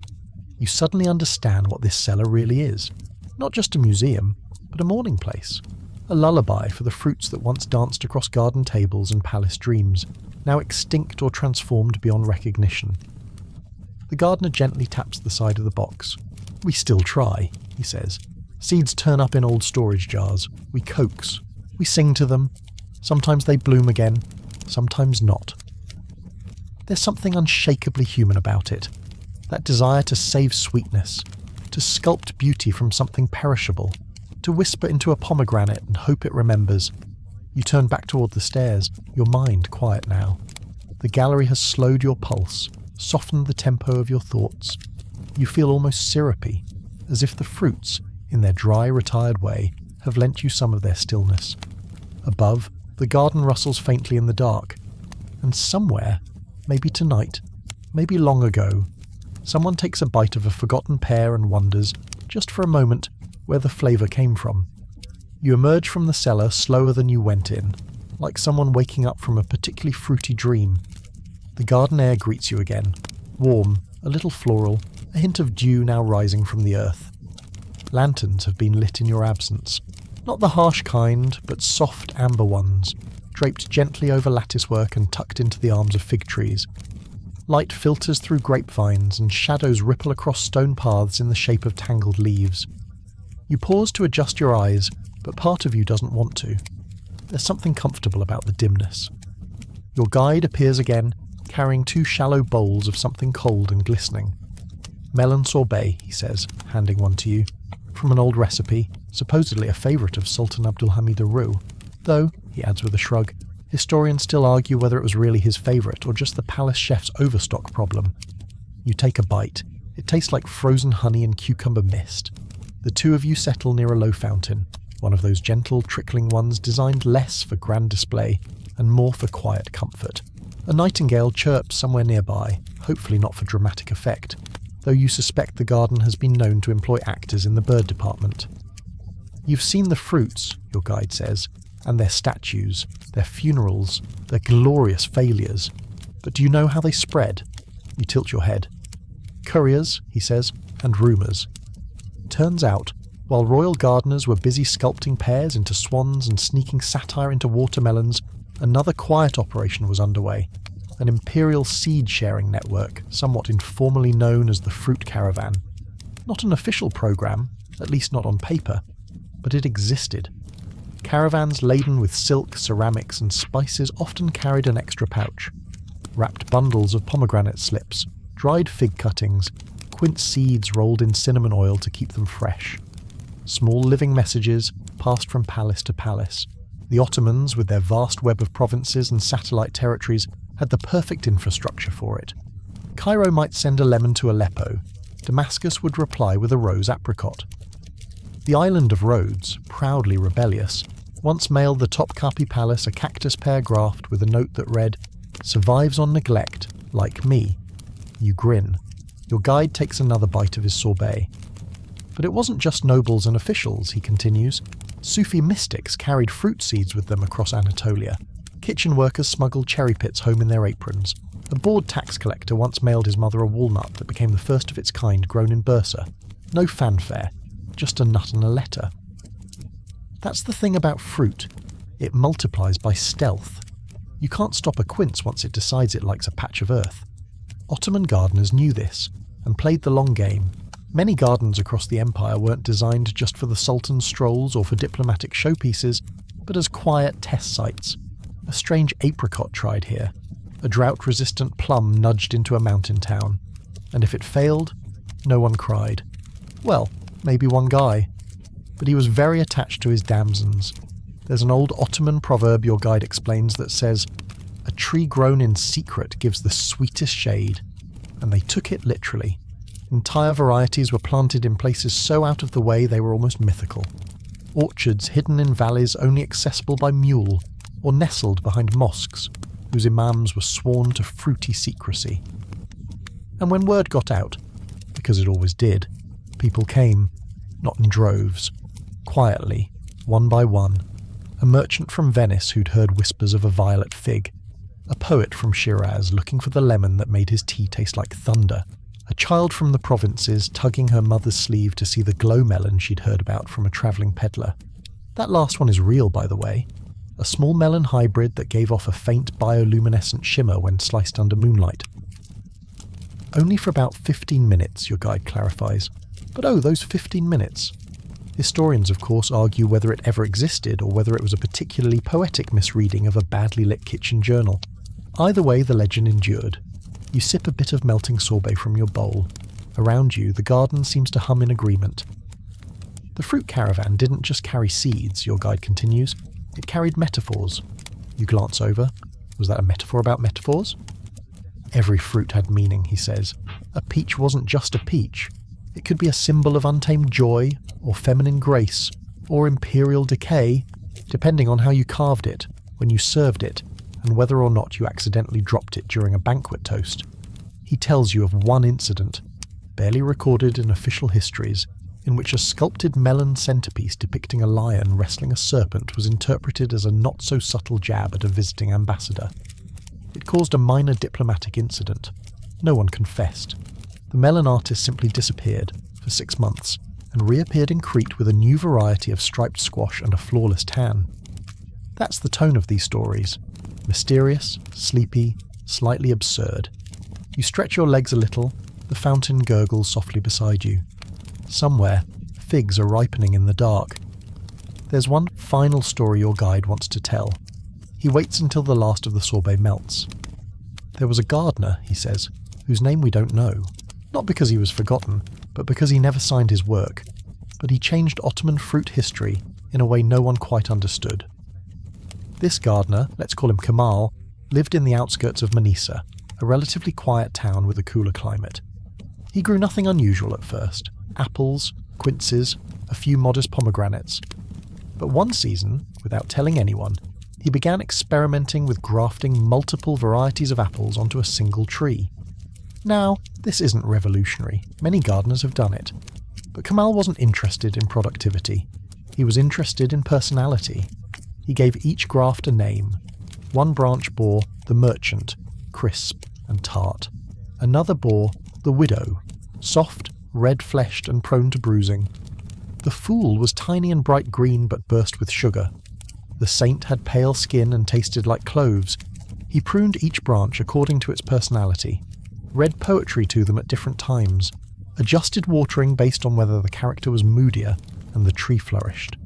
Over time, he developed an entire orchard of these theatrical trees, each one a tiny opera of grafts. When a travelling scholar visited and asked him, "Why do all this?" Kemal reportedly answered, "So that people will remember more than the taste." Your guide leans back on his elbows. That orchard's long gone, burnt in a fire, but his idea spread. All across Anatolia, gardeners started naming their fruits again. Not just labels, but identities. Some still do it. You let that sink in. The idea that a peach could have a biography, a watermelon, a backstory, that in the world of Ottoman fruit nothing was just what it seemed. A light breeze stirs the vine canopy above you. The moon is higher now and the shadows deeper. The garden smells like night and syrup and pinewood, and you think, not for the first time this evening, this wasn't just a garden. It was a language, a slow, sweet dialect carved in rind and seed, whispered in sap and stone. You set down your bowl. Somewhere nearby, a fig drops from its branch with a soft, sleepy thud. The thud of the fig echoes longer than it should, like a gavel in a courtroom where dreams are judged, or perhaps a clock chime in a place that has forgotten the meaning of hours. You glance toward the sound, but your guide simply gives you a gentle nod. Don't worry, he says, they fall when they're ready. And tonight, so do thoughts. You rise from your seat beside the fountain, your limbs slightly heavier now, not with weariness, but with the soft weight of story. You feel like a tree that's absorbed a long summer rain, not drenched, not dripping, just full. The gardener gestures toward a side path lit with tiny terracotta oil lamps, their flames barely swaying. One last thing, he says, before the night ends. You follow. The path narrows and curves, threading through a tunnel of thick-leafed vines. It opens into a clearing you hadn't noticed before. No lanterns here, no fountains. Just a wide, circular grove ringed with low hedges and stone benches. At the centre stands a single tree. You know it's ancient, not by size alone, though it is large, but by the way it occupies space. It doesn't reach up the way younger trees do, as if clawing for sky. Instead, it rests into the earth, into the air. A slow exhale turned wooden. Its trunk is thick, ridged like folded silk. Its canopy is full and soft like a cloud that decided to stay. And dangling from its branches, barely visible in the moonlight, are fruits the colour of honey and dusk. The last ink fruit tree, your guide says quietly. And just like that, your breath catches. You'd almost forgotten the very reason you wandered into this story in the first place. The colour-changing ink. The invention of a caliph. The strange fruit that bled ink, changed hues under heat, and wrote stories in shades that faded then returned like ghosts. It's real, you whisper. Your guide smiles. It was always real, just shy. You step forward, careful not to disturb the earth beneath your feet. The fruit hangs low, heavy but graceful, like sleeping birds. You notice now how each one glows faintly at the seam, just a sliver of phosphorescence where the skin meets the stem. And beneath the tree, scattered like forgotten thoughts, are fallen fruits that haven't rotted. Instead, they've cracked open gently, oozing a slow, silvery ink that pools in the hollows of the soil. Still writes, the gardener says, only now it prefers poetry. You reach out to touch one of the hanging fruits. Its skin is firm but smooth, like leather folded over porcelain, warm to the touch. You run your fingers along the seam, and for a moment the colour beneath shifts, from gold to blue to a strange, deep crimson that disappears as quickly as it came. How? Your guide tilts his head. We don't really know. The caliph's original formula is lost. Some say it was a hybrid of mulberry and fig. Others believe it involved alchemical treatment, soaking in saffron, distilled vinegar or lunar dew. The stories change, but the tree grew, here, quietly. And no one took it? Oh, many tried, he chuckles. But the fruit refuses to grow elsewhere. They took cuttings, soil, even tried to bribe the gardener's cat. Nothing worked. The tree seems loyal. You step beneath its canopy, and something shifts in the air, like stepping under a dome, or entering a very old library where every book still remembers being opened.